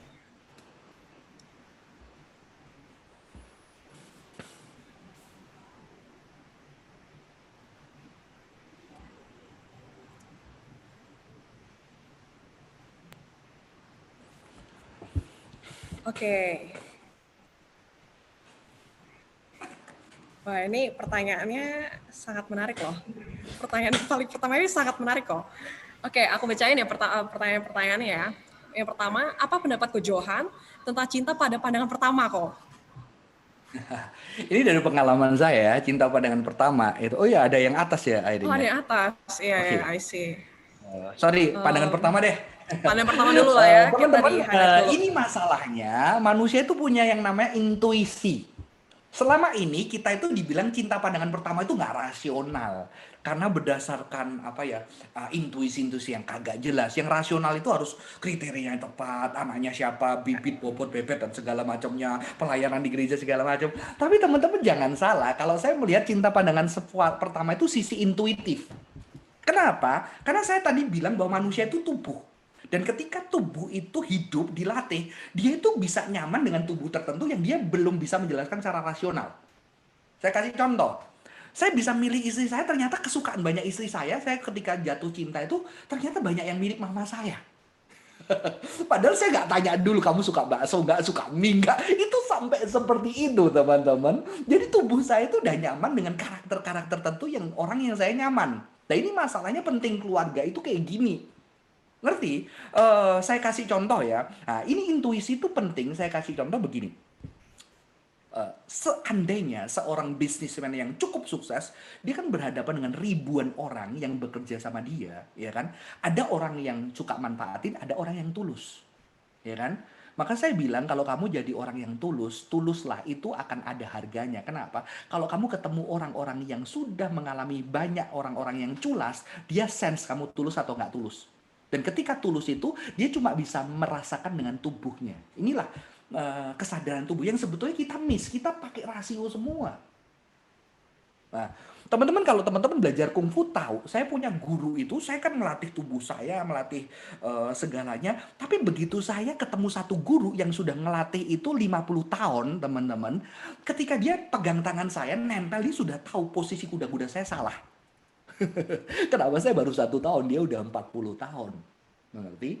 Jadi tubuh kita ini sudah gampang secara sense yang kadang-kadang bisa disebut, mungkin tidak bisa menjelaskan rasional, kita tuh merasa sudah bisa mengenal tertentu karakter tertentu. Lah celakanya adalah kalau kita belum mengenal terlalu baik, ngerti nggak maksud saya ya? Contohnya, kita belum cukup mengenal diri lebih dalam, intuisi kita itu bergerak berdasarkan, contohnya, kita ternyata orang yang problem family-nya itu berat. Dan itu sudah nyatu dengan tubuh kita tuh minder, kita itu gampang terluka, dan begitu kita ada orang yang lebih deep, kita itu juga bisa tertarik. Ngerti? Kadang ada yang lebih cantik kita nggak tertarik, tapi ada yang ini, tapi kayaknya sama-sama gila kayak gue. Itu kayak ada magnetnya teman-teman. Ini sama-sama gila ini. Lah itu bisa tahu-tahu bisa nyetrum aja. Yang kita nggak bisa jelasin. Ini teori saya ya teman-teman. Teori saya ketika saya kadang-kadang bisa cocok sama orang. Jujur, saya ini dulu hidupnya agak free thinkers gitu ya. Saya kadang-kadang kalau habis khotbah itu saya bisa tahu nih anak itu cara pikirnya aneh. Ini pasti gila juga kayak saya gitu loh. suka mikir yang aneh-aneh dan itu ternyata sama. Itu nggak bisa diomongin. Ini kan kalau dibilang cinta pandangan pertama ya kayak gini. Cuma celakanya kalau kita sakit, ngerti ya? Maka itu bener-bener penting jiwa kita itu kayak apa. Ya, sehingga saya juga tahu ini sakit sih, tapi dia belum sembuh. Kalau gue udah gak sembuh nih, gitu kan. ini sakitnya masih parah, sehingga saya bisa ngemasuk. Sehingga kadang-kadang kalau teman-teman tahu, ada banyak hamba Tuhan, ada yang cocok sama A, ada yang cocok sama B, C, tanpa alasan. Ya, bukan masalah bersama-sama aja. Itu sebetulnya. Saya kalau jawab panjang-panjang ya, saya cepetin deh setelah ini. Oke, lanjut ya. Kalau semisal pasangan kita memiliki sifat yang berbanding terbalik 180 derajat dengan kita, apakah ini hal yang baik atau justru bisa menimbulkan konflik? Tidak menimbulkan, ya ini, yang sama pun bisa jadi konflik. Jadi kalau konflik, yang sama bisa konflik, yang berbanding balik juga konflik. Yang nggak konflik itu bisa yang sama nggak konflik, yang berbanding terbalik nggak konflik gitu ya. Jadi konflik itu bukan berdasarkan sifat. Kalau kedua orang itu sudah mengenal sifatnya ini kenapa, kebutuhannya itu apa, sehingga dia tahu dan dia bisa ungkapkan kepada pasangan, ini sifatku kayak gini, aku kebutuhan kayak gini, dan pasangannya itu juga mau men-treat dia sesuai dengan kebutuhannya, dan itu saling terjadi kedua belah pihak, maka konflik itu bisa terbantukan dengan dengan solusi. Jadi nggak bisa kita ngomong 180 beda banget gitu loh, karena ada sisi yang sama, ada yang sisi yang beda. Saya itu kalau milih makan, tempat makan sama istri saya bertolak belakang semua. Saya sukanya itu kayak yang Jawa ya, sate lah, gudeg lah. Kalau istri saya yang Chinese, jadi kita nggak ketemu, tapi ya kita bisa hidup bareng. Kadang-kadang saya ngalah, kadang-kadang dia ngalah, begitu ya. Jadi itu ada sesuatu yang indah. Saya jadi belajar sisi yang lain, ya kan. Jadi ini tidak mesti. Konflik bukan karena karakter. Konflik itu karena luka pasangan kamu itu kena sama kamu. Ya. Bukan karena karakter. Luka pasangan kamu itu kena sama kamu, dia marah, ketika dia marah dia ngelukain kamu, dia kena sama kamu. Ngerti ya? Itu konflik itu terjadi kayak gitu. Oke? Nanti saya kasih contoh lah kalau konflik itu kayak apa. Oke? Lanjut lagi. Bagaimana ketika pribadi di masa lalu pernah broken, telah jatuh dalam dosa seksual seperti pornografi atau free sex, apakah masih layak untuk siap pacaran? Semua dosa sama ya. Walaupun tentunya kita tetap bisa bilang secara manusia kita lihat orang bunuh dan memotong-motong sama orang yang cuma nyuri rotinya ya beda. Ya secara manusia, tapi secara esensi dosa itu di hadapan Tuhan kan sama. Sebetulnya. Jadi sebetulnya bukan masalah kamu bisa diterima atau enggak. Masalahnya kadang-kadang kita nggak bisa nerima diri kita. Walaupun Tuhan udah terima, itu kan problem kita. Dan kita perlu perjalanan waktu untuk bisa nerima. Dan kamu tidak akan bisa nerima kalau kamu simpen itu sendiri. Kamu perlu ketemu seorang dewasa, entah konselor untuk menyatakan bahwa, loh kamu udah cerita, gue tetap nggak apa-apa loh. Kadang-kadang kan anak kamu ada ketakutan, kalau aku cerita orang belum tentu orang tahu. Tapi ya jangan diceritain satu gereja teman-teman gitu ya. Karena belum tentu siap. Ceritakanlah kepada orang tepat bahwa kamu jatuh gitu ya. Dan setelah jatuh teman-teman saya cuma kasih tahu free sex itu enak ya. Jadi bohong orang di seminar-seminar seks itu kadang-kadang mengatakan ini nggak enak, kamu akan hancur segala macam. Kata siapa? Justru karena itu nikmat dan enak dan kamu pasti pengen lagi, itulah justru berat. Nah, maka saya ngomongin itu enak, maka itu kalau kamu sudah pernah jatuh, ketika kamu pacaran lagi, kamu perlu punya sistem.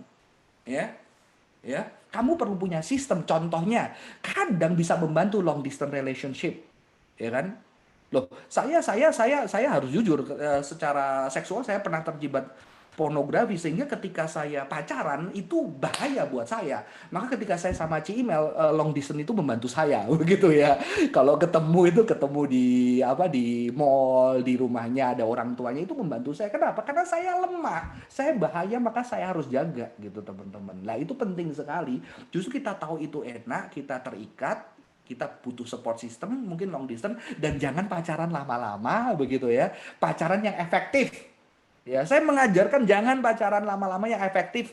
Kalau kamu udah niat mau pacaran, cari istri, bukan pacaran doang. Langsung tes psikologi. Ya. Teman-teman tanya di gereja saya yang di Jakarta ini, setiap pasang saya langsung suruh tes nanti kelihatan gimana karakternya, kelemahannya apa, konfliknya kemungkinannya di mana. Jadi itu membantu sekali dan mereka bisa kenal dirinya. Nggak usah lama-lama, ngapain lama-lama ya. Oke? Tapi jangan langsung ketemu 1 minggu gue nikah aja tanpa persiapan gitu kan. Ada, Ya, pasti ada pembimbing, ada tesnya, ada apanya. Kalau kamu memang orang yang pernah jatuh, saya rasa kamu ketika pacaran gumulin baik-baik, punya komunitas yang sehat, tes baik-baik, dan buru-buru nikah. Gak ada lain. Oke? oke. Ragu sama perasaan sendiri, suka sama orang tapi bingung mau berjuang maju atau enggak. Cara tahu gimana yakinin diri untuk maju atau enggak, dan tahu dia mau buka hati buat kita gimana. Ya, oke. Temen beberapa anak ada yang cerita sama saya, itu loh di pemuda itu ada sesuatu yang ini kayaknya cocok loh, kamu coba deketin deh. Nggak mau, nggak pasti. Kenapa? Karena kan dia belum tentu suka sama saya. Ya deketin lah supaya dia tahu kamu suka atau enggak. Ya. Nggak pasti. Enak pakai dating application. Karena kalau dia mau dihubungin berarti dia suka sama saya. Ada yang kayak gitu. Sedih banget ya. Ya teman-teman, ini saya perlu tahu ini cowok atau cewek. Kayaknya ini cowok ya. Bener nggak ya? Kalau yang bilang iya, iya gitu. Tapi nggak usah angkat tangan, nanti ketahuan ya. Teman-teman, ragu sama perasaan diri, suka sama orang, bingung mau berjuang maju. Ini masih nggak jelas. Ragunya kenapa? Satu, kemungkinan besar ini ragu ditolak. Takut kecewa. Ya, mungkin perlu dilihat. Kenapa takut kecewa? Ya kan? Pernah nggak ditolak? Dan mungkin bisa nanti dia bisa tolak saya. Jadi ini banyak hal yang kalau kita ngomong kita bisa lebih dalam ya. Kenapa kamu takut maju? Apakah ada self esteem kamu yang low, ataukah kamu pernah gagal, atau kamu pernah ditolak, atau kamu ngejar ternyata di PHP-in lama. Ini banyak banget. Teman-teman, kemungkinannya banyak banget sehingga kalau teman-teman nanti bisa konseling, bisa ngobrol, bisa nyata, itu bisa digali sebetulnya kamu takutnya apa. Ragu maju juga bisa karena mungkin pernikahan keluarganya berantakan sehingga dia takut kalau pacaran nanti nikah dia ngalamin yang sama. Ini banyak banget ya. Tapi kelihatan dari pertanyaan ini kayaknya kemungkinan ada self esteem yang takut tertolak, mau dia nggak ya sama aku. Berarti kan ada satu perasaan nggak banyak loh orang mau sama aku gitu kan. Mungkin aku kurang apa. Jadi ini yang perlu disembuhin teman-teman ya. Dan konseling itu membantu ya. Silahkan hubungin 3 nomor yang tadi Ya, diberitakan. silakan ya, jangan lupa loh disimpan. Oke. Bagaimana pandangan mengenai pasangan di mana cowoknya lebih muda dari ceweknya? Apakah harus cowok yang lebih tua? Nah, berarti ini keresahan ini biasanya bisa dari orang tua, ya kan? Ya, kalau di Alkitab sih nggak ada kata-katanya lebih tua gitu ya. Lebih tua yang cowok daripada cewek atau cewek lebih muda itu nggak ada sih. Cuma memang ya kalau orang tua kamu cukup keras ya, siap nggak kamu menghadapi argue dengan orang tua untuk memperjuangkan ini karena memang tidak berlawanan ya.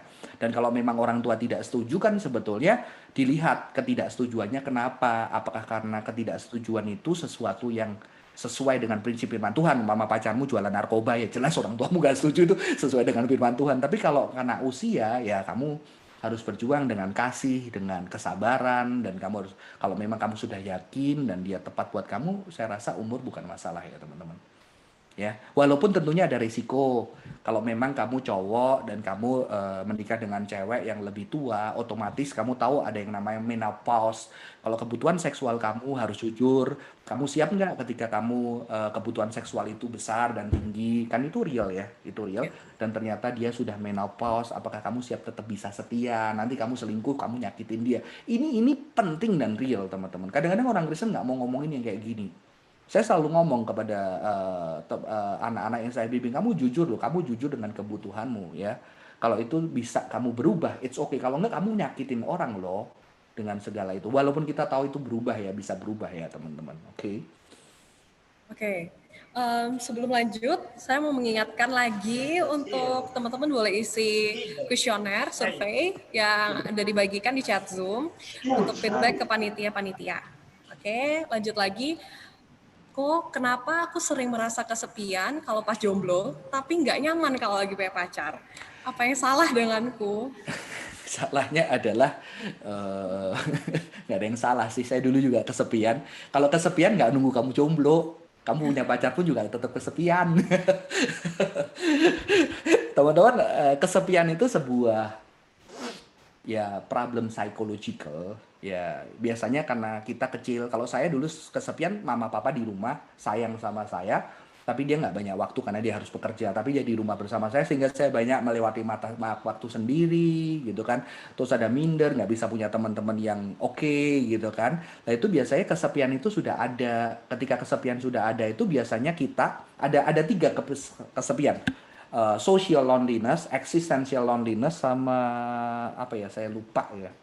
Saya saya agak lupa. Ada social loneliness itu bahkan di depan banyak orang kamu tetap kesepian. Kamu punya banyak teman memang bisa tapi kamu tetap lonely. Jadi kalau loneliness ini sesuatu problem diri kita pribadi. Biasanya kita pacaran supaya lonely ini hilang. Enggak. Jadi kalau kita orang yang lonely, kita sendirian juga lonely, kita punya pacar juga tambah lonely kadang-kadang. Karena kita berpikir jangan-jangan ketika kita punya pacar, maka kita bisa nggak lonely. Justru ketika punya pacar harusnya nggak lonely, kok gue tetap lonely. Wah, itu lonely-nya lebih parah teman-teman. Social loneliness itu lebih parah. Nah, maka itu sebetulnya yang perlu diselesaikan bukan punya pacar atau nggak punya pacar. Loneliness kita, kenapa kita kesepian gitu kan. Itu nggak bisa hilang dan itu bisa kita, kalau di dalam psikologi itu bisa berdamai dengan loneliness kita. Justru kita sudah menerima kenyataan bahwa kita lonely. Bahkan ketika kita punya istri atau pasangan kita bisa lonely, tapi kita udah mencintai dan menerima diri kita yang lonely. Justru kadang-kadang loneliness itu kita bisa ubah menjadi kekuatan kita. Kenapa? Waktu lonely banyak mikir, mikirnya itu bisa lebih dalam, lebih bisa meaningful begitu ya. Dan kalau Anda jadi pengkhotbah sama saya, lebih bisa mengerti perasaan dan pergulatan batin manusia. Ketika Anda ngomong, Anda bisa nangis, orang bisa nangis sama-sama Anda. Kenapa? Karena Anda masuk ke dalam batin yang lebih dalam. Justru loneliness itu bisa produktif. Kayak lagu tadi, saya rasa yang nyiptain lagu itu tahu itu apa artinya kesedihan gitu ya. Nah, karena banyak manusia sekarang itu loneliness. Jadi ya kembali lagi, ini bisa di counseling membantu, atau kamu ketemu cara-cara untuk kamu mengatasi loneliness ya. Kejujuran dengan kebutuhan.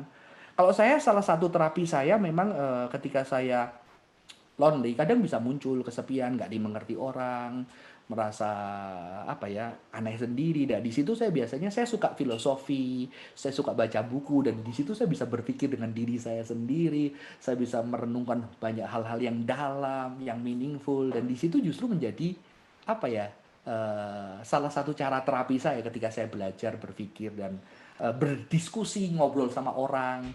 Ketemu sama orang lonely itu kadang-kadang bisa ngomongin lebih dalam lagi gitu ya. Bisa sampai 5 jam, 3 jam. Saya kalau ngobrol ketemu sama orang lonely itu kita apa ya, sama-sama lonely yang bisa nyeritain problemnya itu bisa dalam banget teman-teman. Dan setelah pulang jadi ada satu kekuatan gitu ya. Jadi berdamai dengan loneliness. Tapi ini memang perlu dibimbing, perlu ditemani ngobrol, perlu menggali batinnya lebih dalam kenapa dia lonely ya. Itu sih teman-teman. Kita perbaiki dulu root cause-nya ya kok ya. Oke. Ya. Selanjutnya, kok mau tanya, ciri-ciri orang yang sudah saling mengenal itu apa? Apakah ya baru dekat 2 bulan sudah dikatakan sudah saling mengenal? Ini masalahnya karena tadi pengenalan Alkitab salah satu teolog pernah ngomong kalau kamu mengenal diri lebih mudah gitu, lebih mengenal diri pasti kamu lebih gampang mengenal orang lain. Lah ini masalahnya, apakah kita sudah mengenal diri lebih dalam gitu ya teman-teman? Karena kalau kita udah mengenal lebih dalam diri kita, orang lain gitu ya, maka kita kita bisa apa ya? Ketika kenal orang itu kita bisa lebih dalam dan cepat. Contohnya orang yang sudah mulai lebih dewasa. Makanya betul kadang-kadang pasangan itu lebih untuk orang yang dewasa. Kenapa? Karena orang dewasa udah kenal diri. Banyak anak-anak SMA yang maksain pacaran begitu ya. Tahu-tahu dia bosen, tahu-tahu dia mutusin, setelah putusin pengen balik lagi nggak bisa balik lagi gitu kan. Kenapa? Karena dia belum mengenal diri, kebutuhannya, kenapa dia bosenan gitu ya. Maka usia itu kadang-kadang itu bisa membantu, tapi tidak selalu usia membantu karena banyak orang yang berusia juga nggak kenal diri, teman-teman. Nah, kalau kita kenal diri, kita gampang sekali kenal orang lain begitu ya. Tandanya apa? Mengenal diri, yaitu kita bisa tahu nih kebutuhan kita paling dalam apa, ya.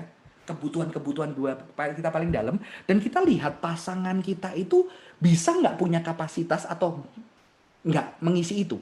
Itu salah satu orang yang sudah cukup mengenal diri. Sehingga ketika dia contohnya, aku butuh ditemenin ngobrol. Ketika dia memilih pasangan dokter, kira-kira dia bisa cukupin nggak? Ngerti ya? Ternyata dia dokter ini kalau ngobrol dalam itu bisa dalam sama aku. Tapi dia kadang-kadang harus pergi. Pergi ada pasien atau apa. Aku siap nggak? Aku tetap bisa nggak nerima dia yang tak tahu ditinggal? Kalau kamu nggak bisa dan kamu merasa terus ditinggal, dan kamu belum bisa sembuh dari itu, ya jangan nikah. Karena kamu akan apa ya, akan nanti ribut, kasihan dia juga nggak bisa hidup karena dia jadi dokter mungkin karena dia pengen berguna buat banyak orang, itu kebahagiaan dia, dan dia butuh pasangan yang bisa dukung itu. Kecuali kamu bisa menemukan caranya waktu dia pergi kamu nggak terluka. Jadi ada real ini, kita tahu pasangan kita itu ada potensi yang ngisi nggak ngisi, dan kalau kita nggak ngisi, dia nggak ngisi ini, kita oke nggak? Nah, kita coba lah, itu pentingnya tes teman-teman. Ternyata aku butuh didukung, tapi dia bisa nggak mencoba ya. Ketika setelah dites kita bisa lihat tuh, oh ternyata dia bisa melakukan ini, aku lumayan. Nah, mengenal diri itu sampai sedetail itu. Dan kita bisa tanya, kamu kenapa mau sama aku? Kebutuhanmu akan pasangan, pernikahan, panggilan hidup itu apa? Lah itu penting. Ya, banyak kalau kamu mau pacaran 10 tahun, kalau kamu nggak ngomongin itu ya kamu nggak mengenal. Tapi kalau kamu pacaran 3 bulan, intensif, kamu dibimbing, dikonseling, kamu lebih mengenal dengan cepat. Mengerti ya? Jadi ini bukan masalah waktu gitu ya. Tapi ya enggak langsung bilang berarti 1 hari bisa saling mengenal. Ya nggak bisa gitu loh. Nggak bisa secepat itu juga 1-2 hari gitu ya. Itu nggak bisa. Tapi kalau 3 tahun tidak menjamin hal itu gitu teman-teman ya.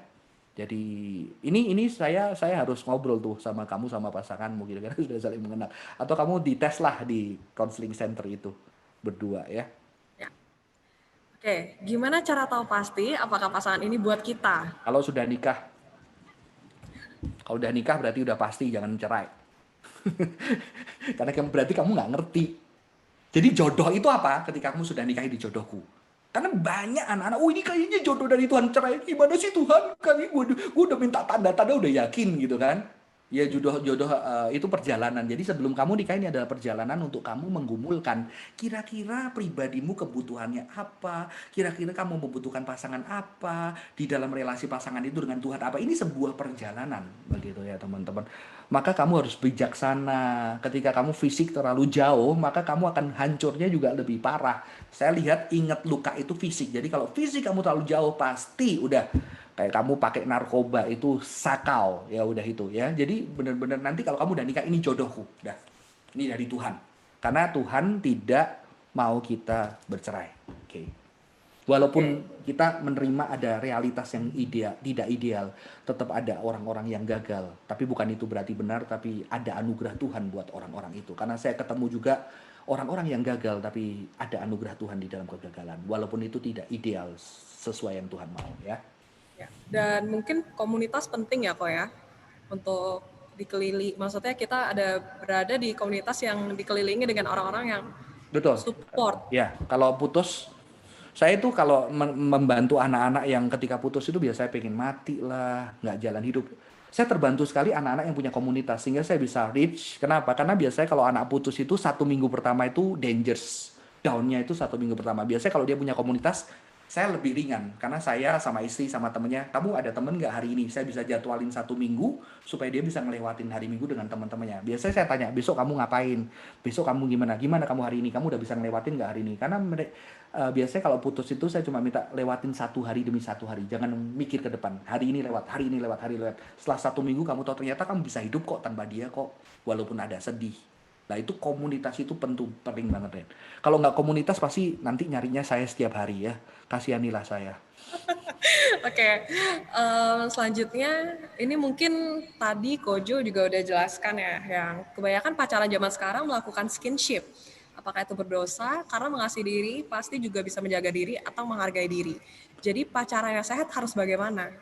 Saya ini nggak tahu skinship itu apa sih. Saya ini agak katrok nih. Mungkin kayak apa ya, pegangan tangan, maksudnya apa ya, touchy gitu kali ya, apa ya bahasanya. Lebih Saya dulu mungkin gandeng istri saya ya. Waktu dia mau jatuh saya gandeng. Ternyata nggak saya lepas-lepas. Serius, saya awalnya nggak mau gandeng tuh. Istri saya nggak tahu, saya godain, kamu jangan-jangan pura-pura mau jatuh kali gitu. Untuk saya belajar kungfu kena. Kalau nggak kan kamu jatuh di pinggir danau lagi. Di danau Alam Sutra. Ya, jadi waktu itu seperti istri saya mau jatuh, saya gandeng, saya pegang, ternyata habis saya pegang mau jatuh kok nggak saya lepasin. Nah kayak kita gandengan pertama kali teman-teman ya. Jadi sebetulnya teman-teman, saya cuma bilang ketika kamu semakin jauh, luka itu berat, ya kan? Fisik itu terlalu jauh, luka itu berat. Luka itu berat. Tapi saya juga tahu kalau kamu udah pacaran, maka itu teman-teman, pacaran yang ya sehat, kamu punya komunitas yang sehat, pertemuan kamu di mana. Teman-teman dulu kalau saya kalau saya datang ke Jakarta, saya suka long distance kenapa waktu itu gitu ya. Makanya saya harus dibantu istri saya konseling supaya apa? Supaya itu menjaga saya. Jadi kalau long distance kan ketemu sebentar. Saya pacaran memang long distance, jadi pacaran 2 tahun tapi ketemu setahun cuma 2 kali atau 3 kali seminggu teman-teman. Dan kita ketemunya di mall, kita ketemunya di rumahnya ketika ada mamanya, itu jauh lebih aman dan menolong buat saya gitu ya. Sehingga putus itu, kalau sampai putus itu kamu tetap bisa jalani hidup walau berat. Tapi kalau kamu fisik udah jauh, resikonya adalah begitu kamu nggak jadi, aduh, pulihnya berat. Saya nggak bicara cuma cewek, secara sosial di Indonesia kasihan cewek, apalagi kalau sudah berkaitan dengan hubungan seksual. Tapi sebetulnya cowoknya pun juga kasihan teman-teman. Kasihannya apa? Ketika nanti dia menikah, untuk dia setia itu tidak mudah karena dia sudah merasakan tubuh yang lain, dan tubuh setiap orang berbeda. Oke? Berbeda, memorinya berbeda, wajahnya aja berbeda teman-teman, bentuknya berbeda. Jadi itu membuat kamu sulit sekali untuk setia, itu nyata. Biasanya saya kalau punya adik bimbing yang pacarnya udah jatuh gitu, kamu harus berjuang loh untuk kamu setia karena kamu beda. Secara fisik kamu udah pernah banyak orang, itu nggak gampang. Dan saya ini real teman-teman. Jadi kamu harus sadari itu dan kamu jujur sama orang untuk bisa bantuin kamu jaga gitu ya. Yang sehat adalah bertahan gitu, bertahan, buruan nikah gitu. Tapi efektif udah saya bilang, karena nanti kalau saya kasih batasan ciuman 1 detik itu nanti dicari batasan yang terakhir. Kata Kojohan boleh kalau gandengan tangan, pelukan gitu ya. Tapi kalau saya rasa wajar ya, dan kamu melakukan itu di depanmu, kamu menggandeng ketika jalan, itu saya senang sama istri saya. Istri saya ingat, saya diajarin mama saya kalau gandeng cowok cewek itu, kok gandeng cowok, gandeng cewek itu kalau seberang jalan kamu di sebelah kanan supaya apa? Kalau nanti ada mobil yang ditabrak kamu duluan, oh ya gitu. Nah itu saya diajarin sama mama. Kalau itu kan bagus gitu ya. Ya kamu gandengnya di tengah jalan raya gitu. Waktu nyebrang gitu teman-teman. Ya kamu kadang-kadang membelai kepalanya. Itu sesuatu bentuk cinta. Tapi cowok-cowok harus hati-hati. Bukan cowok-cowok. Cowok cewek sama aja. Kalau dulu kan seminar-seminar, ini cowok itu memang itu. Kata siapa? Cowok cewek sama saja. Ya. Jadi kita sama-sama ketika ada kesambet itu lewat semua begitu ya teman-teman. Jadi benar-benar itu jaga aja. Karena kalau kamu putus berat banget. Dan nanti kamu setia juga nggak mudah. Oke, mungkin karena waktu kita percepat mungkin ya. Ya, aku jawabnya cepetin. Sip. Selanjutnya pendapat soal pacaran yang tidak didukung orang tua pasangan kok. Alasan tidak mendukung apa? Saya dulu tidak didukung. Ya, maka saya bilang sama istri saya, waktu istri saya kalau di dalam aliran gereja ini kalau tidak direstui orang tua harus taat dan harus putus. Saya bilang sama istri saya, kalau saya lihat alasannya. Kalau memang saya penjual narkoba, saya tidak cinta Tuhan, saya tidak sungguh-sungguh mau menikah sama kamu, saya apa namanya? Saya memang harus putus. Tapi kalau kalau saya memang sungguh-sungguh sama kamu dan saya hormatin orang tuamu, saya akan berjuang. Dan kalau memang mereka tidak mau, saya akan berjuang terus. Tapi saya juga tidak bisa memaksakan, karena ini relasi. Kalau kamu tidak mau berjuang, saya akan meninggalkan kamu gitu. Tapi istri saya sempat memutuskan saya dan ya udah thank you. Dan kamu nanti mau nggak tulis surat seperti I Kiss Dating Goodbye gitu ya? Nulis surat, saling-saling nulis. Nanti kalau kita jodoh dari Tuhan ketemu lagi, saya nggak mau. Karena itu ceritanya Joshua Haris, saya Johan Nugroho. Nggak mau. Jadi kalau kamu nggak mau sama saya sedih, saya putus patah hati, saya hancur. Tapi saya udah punya tujuan hidup. Jadi saya tetap melangkah. Tapi akhirnya istri saya, kita putus satu hari teman-teman. Akhirnya kita berjuang bareng dan berjuang ketika meyakinkan orang tua dengan kasih dan dengan kasih dan dengan harap. Jadi jangan melawan, jangan tidak sopan, saya selalu bilang jangan membela saya di depan orang tuamu. Karena orang tuamu itu sedang tidak setuju saya. Kalau kamu bela saya pasti akan dilakukan adalah lihat kamu lebih membela dia daripada mamamu sendiri. Itu sudah terjadi, begitu ya. Justru ketika kamu berrelasi sama saya tunjukkan bahwa kamu lebih sayang, kamu lebih jujur dengan mereka. Walaupun itu tidak mudah karena biasanya kan masalah keluarga mereka udah ada masalah sendiri kan. Nah, akhirnya ya teman-teman itu sesuai realita dan akhirnya puji Tuhan ya kami disetujui teman-teman ya. Jadi lihat alasannya ya. Ya. Tapi juga jangan melawan. Kalau kamu melawan menyakiti hati tapi teruslah kasih. Jadi kalau relasi itu benar pasti membuat kamu kuat untuk mengasihi dan cowokmu juga akan tidak membawa kamu lari dari rumah. Ya, itu penting. Kalau cowok gentle nggak akan bawa lari kamu dari rumah. Kalau kamu lari dibalikin ke rumah. Ya, atau dihamilin dulu supaya disetujui orang tua, enggak gitu ya. Kalau cowok gentle kamu lari dari rumah dia nggak seneng. Kenapa? Kalau kamu lari dari rumah nanti kamu ada masalah lagi sama cowokmu, kamu lari ninggalin cowokmu, kamu harus hadapin masalahmu pulang. Kalau cowok itu sayang kamu, dia akan balik kamu pulang hadapin orang tuamu dan dia berani hadapan orang tuamu. Jadi saya dulu nggak disetujuin sama mertua, nggak disetujui nama gereja. Saya datengin pendetanya di gereja. Kenapa nggak setuju? Saya datengin ke mamanya. Saya tetap datang ke rumah, gitu ya. Kenapa? Karena ya harus gentle, ya kan? Apapun yang terjadi. Jadi, Ya, ini juga berhubungan dengan yang pertanyaan ini ya, yang tidak disetujui sama ortunya si cowok. Tinggalkan atau sadarkan ortunya berhubungannya. oh iya teman-teman ini ya, saya tidak menolak perjodohan. Sejak saya punya anak, kayaknya anak saya ke depan saya mau jodohin. Okay. Tapi ya lihat orang tua aja. Bahkan saya bilang ini saya bimbing anak-anak sekarang kacau-kacau banget hidupnya. Kayaknya saya kok punya anak cewek semua, nanti kalau kamu mau pacaran sama anak saya bimbing ya gitu ya. Saya jadiin adik bimbing saya. Bukan gitu teman-teman. Kalau perjodohan itu sebetulnya aneh. Saya jadi anak itu kadang-kadang orang tua kita tahu loh kita patah hati atau nggak patah hati, bener ya? Kita nggak enak di rumah. Nah, kadang-kadang orang tua kita itu udah lama sama kita, dia itu ngerti karakter kita. Ya, ini nggak bicara orang tua Kristen atau nggak Kristen. Kalau Kristen matre sama aja gitu ya. Kalau nggak Kristen tapi dia sayang sama kamu, dia biasanya punya kepekaan. Tapi memang di zaman ini, walaupun nanti mungkin saya akan menjodohkan anak saya, tapi saya juga akan berdiskusi dan membuka itu untuk orang tua saya. Kalau dulu saya bilang, ngapain saya dijodoh-jodohin? Saya dulu mau dijodohin teman-teman, tapi saya marah sama mama saya. Sekarang saya merasa kayaknya mama saya itu ya bener ya gitu ya. Okay. Ternyata setiap punya pacar saya tunjukin fotonya ke mama saya, ini kayaknya gimana Ma ya. Jadi itu orang tua suaranya juga penting karena orang tua bersama dengan kita sejak kecil. Jadi jangan berarti dia nggak sesuai dengan firman Tuhan, karena kita juga hati-hati, kita bisa juga pakai firman Tuhan untuk maksain maunya kita, padahal sebetulnya kalau kita jujur kita tahu juga kita nggak cocok sama orang itu ya. Jadi jangan pakai firman Tuhan atau yang tadi saya katakan teman-teman. Jadi harus ada reflektif, kontemplatif, jujur, dan memberi ruang juga orang tua kita juga punya kepekaan. Oke, selanjutnya aku mau tanya, kalau diam-diam pacaran itu dosa atau tidak? Semua orang berdosa. Lu mau diem pacaran, mau nggak pacaran, semua orang berdosa. Jadi nggak usah tanya dosa atau nggak dosa. Tapi kalau kamu seorang yang gentle, saya belajar loh. Saya belajar sama kakak rohani saya. Kalau kamu nggak disetujui, kamu jadi pria sejati. Tetap datang ke rumahnya, walaupun kamu dicuekin, kamu nggak dilihat, kamu tidak dipandang. Kamu tetap datang, tetap panggil. Dan saya melakukan itu. Dan saya ada sukacita ketika melakukan itu. Walaupun sakit gitu ya. Sakit loh. Ketika kamu nggak dilihat itu, aduh sakit banget. Tapi itulah, itu sebuah kedewasaan juga ya. Kalau kamu diem-diem, tidak akan baik. Nanti kamu kalau diem-diem akan memaksa dia bohong tiap hari. Dan ketika dia bohong, pasti dia ribut sama mamanya kan. Dia bohong ribut sama mamanya. Lebih baik kamu yang ribut. Ya, maksudnya ribut. Biasanya kalau anak sama mama kan lebih berani ribut gitu kan. Kalau kamu yang maju kan, mamanya sama ribut sama kamu kan juga sungkan kan.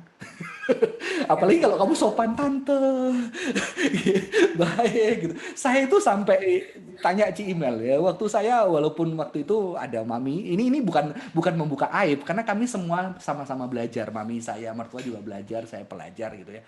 Mami juga punya pergumulan. Saya tidak menjelek-jelekan karena kan memang belum mengenal ya. Dan banyak cowok brengsek juga kan. Jangan-jangan satu ini brengsek juga gitu kan. Apalagi di ajaran gerejanya kalau aliran teologi itu nanti jadi ahli Taurat sama Farisi. Saya sekolah teologi, mami itu takut saya jadi ahli Taurat sama Farisi. Itu kan karena doktrin gereja yang juga tidak sehat bisa kan. Nah, ketika itu ketika berani maju seperti itu ada sesuatu keberanian gentle ya. Jadi cowok gentle lah. Kalau kamu maksa diem-diem nanti gimana tuh relasimu ya. Ntar kamu diem-diem juga kalau udah punya istri dia gitu ya. Kalau kamu oke dengan diem-diem. Jangan sih, saya rasa jangan diem-diem. Ya, kalau kamu sakit hadepin. Perlu banyak pria seperti ini sekarang ya. Oke. Kita benar-benar harus cepat karena waktunya ya. Nggak usah ada pertanyaan lagi ya berarti. Ya. Apakah ketika dalam pacaran, ketika sudah merasa bosan, apakah ini tanda tidak cocok, ataukah hanya sebatas emosi saja? Bosan itu konsep yang nggak jelas. Bosanmu itu kenapa? Itu bisa digali. Saya ketika menangani ada yang bosen karena apa? Karena cewek ini mulai posesif dan dia capek. Ada yang bosen sama nangisnya cewek. Kan dia nangis. Ternyata dia capek juga lihat mamanya yang suka nangis. Dia nggak bisa ngapa-ngapain. Jadi kalau ceweknya nangis, aduh, gue nggak bisa apa-apain. Gue stres. Gue di rumah stres. Ketemu lu stres ya. Jadi ada banyak sekali yang kamu harus jujur. Maka tadi saya mengatakan mencintai itu jujur. Kamu keselnya dia apa? Sehingga kamu bener-bener kayak hilang. Jadi bosan ini nggak jelas, kita harus gali. Ini emosi jelas, ini emosi. Bosan, marah, kesel, cuek, itu emosi semua. Dan emosi ini ada hal yang kamu tidak suka yang terjadi. Lah itu yang perlu digali. Ini harus ngomong berdua, bertiga, tanya kenapa kamu bosan? Apa yang kamu nggak suka sama dia? Apa yang kamu suka sama dia? Karena kadang-kadang ketika kamu putus, nanti kamu ternyata setelah menjalani 1, 2 bulan, 3 bulan gak ada dia, ternyata kamu juga hancur. Ketika kamu balik lagi belum tentu dia mau sama kamu. Habis itu nyesel. Banyak yang kayak gitu kan. Ya. Oke. Kenapa ortu kita cenderung melarang kita pacaran? Jujur baru semalam saya ngomong sama saya banyak denger anak sharing kayak gini, kok saya jadi nggak pengen anak saya pacaran. ini perasaan orang tua teman-teman. Jadi aduh saya juga karena ternyata waduh, apalagi kalau 3 anak ya. 3 anak itu saya tahu anak saya mana yang perasaannya itu terlalu lembut dan kalau dia terlekat dia hancur banget. Itu saya udah membayangkan sekarang ya. Gimana ya nanti ya anak saya cewek semua dan banyak cowok.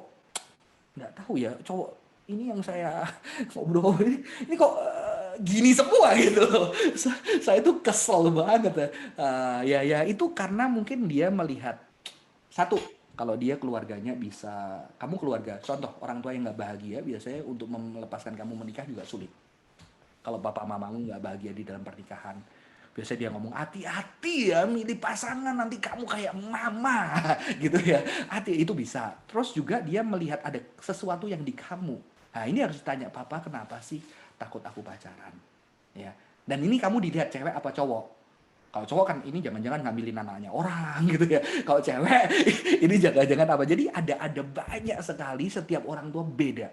Saya contohnya 3 anak ya, saya bisa lihat anak ini kayaknya saya takut banget loh. Kenapa? Dia tuh gampang sekali down, dia itu perasaannya itu terlalu dalam lah. Itu ada alasan-alasannya teman-teman. Kalau yang ini kayaknya saya cuek. Kayak ini, wah ini lebih bisa tough gitu ya. Nah itu sih sebetulnya. Jadi banyak sekali reasonnya. Saya tidak Ya. tahu orang tua Anda yang mana. Kalau saya sedang berjuang bebas dari orientasi seksual yang salah, apa berelasi dengan lawan jenis bisa membantu lepas, atau lebih baik pulih secara total dulu? Nggak bisa, Bu. Maksudnya gini, teman-teman kalau kamu udah pernah jatuh, itu nggak mudah berubah. Dan lepas bisa siap jatuh lagi. Itu. Maka itu kamu perlu kalau berelasi, mau nggak mau gini loh, kamu berelasi, kamu udah pernah jatuh, kamu tubuhmu itu udah tahu rasanya. Gini lah, kamu udah tahu babi enak itu yang kamu makan sampai sampai air liur itu menetes gitu ya. Kamu udah ngerasain dengan tubuhmu, tahu-tahu kamu 10 tahun lagi ke depan warung babi itu dan di situ. Masa kamu nggak pengen? Bohong. Tubuh kita itu tahu enak itu mana. Maka ketika kamu tahu itu, jadi harus tahu kamu nggak bakal lepas dengan itu, tapi kamu bisa pasang tuh sistem, ngerti ya? Sistem itu kamu bisa. Nah, maka itu kamu perlu dibantu orang siapa ya? Gimana caranya? Nanti pacaran long distance, jangan lama-lama, buruan nikah. Sistem itu dibantu dan kamu ngomong sama pasanganmu, aku punya problem ini dan aku perlu dibantu.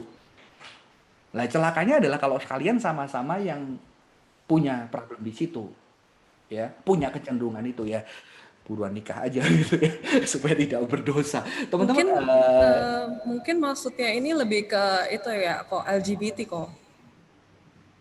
I don't orientasi. Oh, sorry, thank you Ya, Iren untuk mengingatkan. Teman-teman, ketika kamu berani jujur dan kamu berani berelasi dan kamu terbuka untuk itu, kamu harus jujur dengan pasangan, mengerti nggak sih? Ternyata kamu kenal satu cowok atau cewek yang dia memang suka sama kamu dan kamu harus tolong dirahasiakan, tapi aku jujur aku punya problem kecenderungan ini. Dan dia mau nggak, karena kan ini bukan masalah kamu nggak boleh sembunyi. Dan kamu harus jujur sama dia ketika ternyata aku udah coba berrelasi sama kamu, aku bahagia, tapi ada sisi yang aku nggak bisa, kamu harus jujur. Dan kamu perlu dibantu sama seorang konselor kalau kasusnya itu. Ya, tapi bisa terbuka, mulai terbuka, dan menyembuhkan dari trauma-trauma, oke? oke. Selanjutnya, Pertanyaannya tidak usah dikasih lagi ya teman-teman. ya, kok ini sepertinya kita harus potong karena waktu juga, karena di Oke. Bali udah Wih, mau jam 9 dan PSBB kan, jadi kita oke, harus potong sih. harus pulang ya udah teman-teman. Yes, mungkin kita boleh scroll nanti Koko bisa pilih satu pertanyaan terakhir untuk Koko jawab. Kok kira-kira? Pilihin aja Ren. Saya Oke. pusing kalau langsung banget. Boleh tolong scroll, Panit? Boleh dipilihin sama kamu Ren. Oke.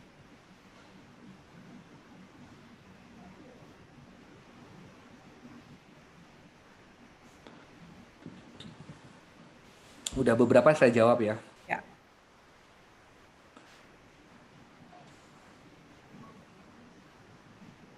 Boleh pilih aja Ren. Saya baca, jawab aja. Oke, ini stop di sini. Mungkin last question ya.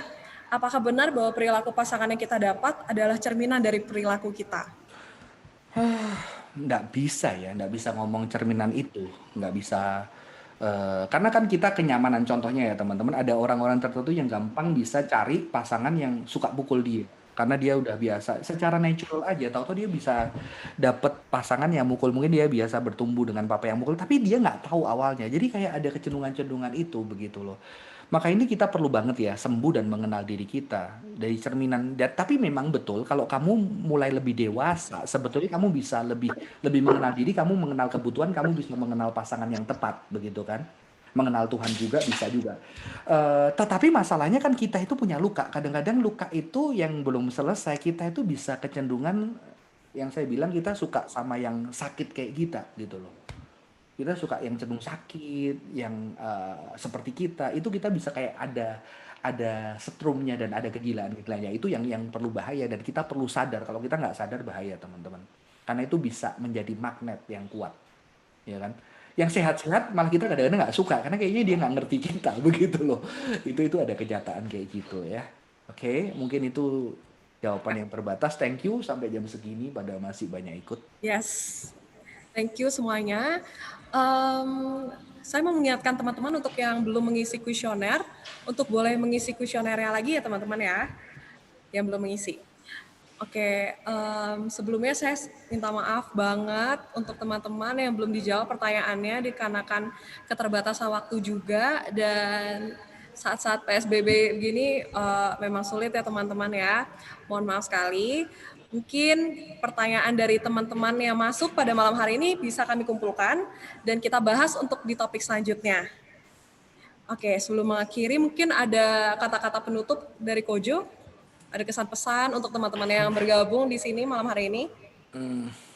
Terbuka lah teman-teman buat counseling, buat mengenal diri, itu penting banget sih sebetulnya. Dan community itu penting. Jadi kita mengenal diri kita ketika kita ketemu banyak orang yang nggak kayak kita. Jadi kita, oh dia gini, dia gini, dia gini, dia gini. Jadi kita semakin bisa melihat banyaknya orang itu, kita bisa semakin kenal. A itu ketika bareng sama B sampai Z, dia tahu dia A gitu ya. Kalau dia A sama A terus, dia nggak tahu dia A. Jadi dia kumpul community itu membantu kita lebih kenal siapa kita. Ya, dan Tuhan itu selalu bilang dia dikasih community buat kita untuk kita mengasihi diri. Kita juga terbuka untuk dikasihi sama community kita mengasihi, dan disitulah kasih Tuhan sebetulnya ada. Oke? Ya. Semoga bisa memberkati. Oke, terima kasih banyak Kojo untuk kesediaan waktu, penjelasan materi, dan jawaban-jawaban Q&A yang sudah dijawab. Walaupun kita memang terhalang oleh waktu ya teman-teman ya. Saya juga mengucapkan terima kasih untuk teman-teman yang udah bergabung mengikuti acara malam hari ini. Dan sebelum kita tutup, mau mengajak teman-teman juga untuk mengabadikan momen ini nih. Kita foto sama-sama ya teman-teman ya. Silakan nyalakan video teman-teman. Host akan mengambil gambarnya.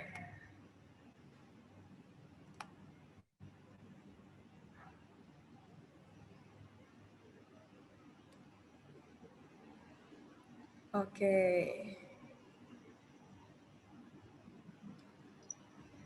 Wah, kita mencapai 100-an lebih ya. Sudah dinyalakan semua kah?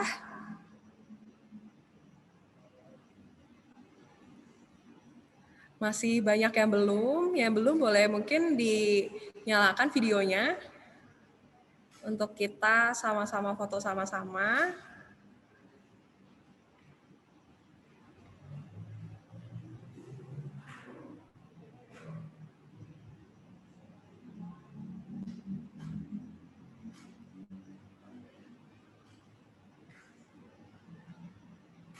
Oke, hadir juga di tengah-tengah kita Ci Email ya, Ci. Halo. Oke, host sudah siapkah mengambil gambar?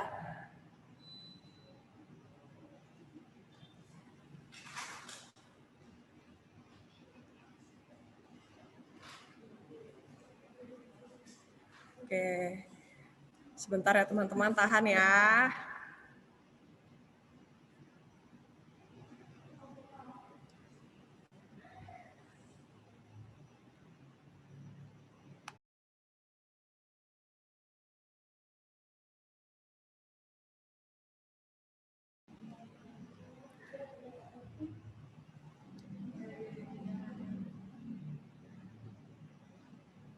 Oke, senyum semuanya.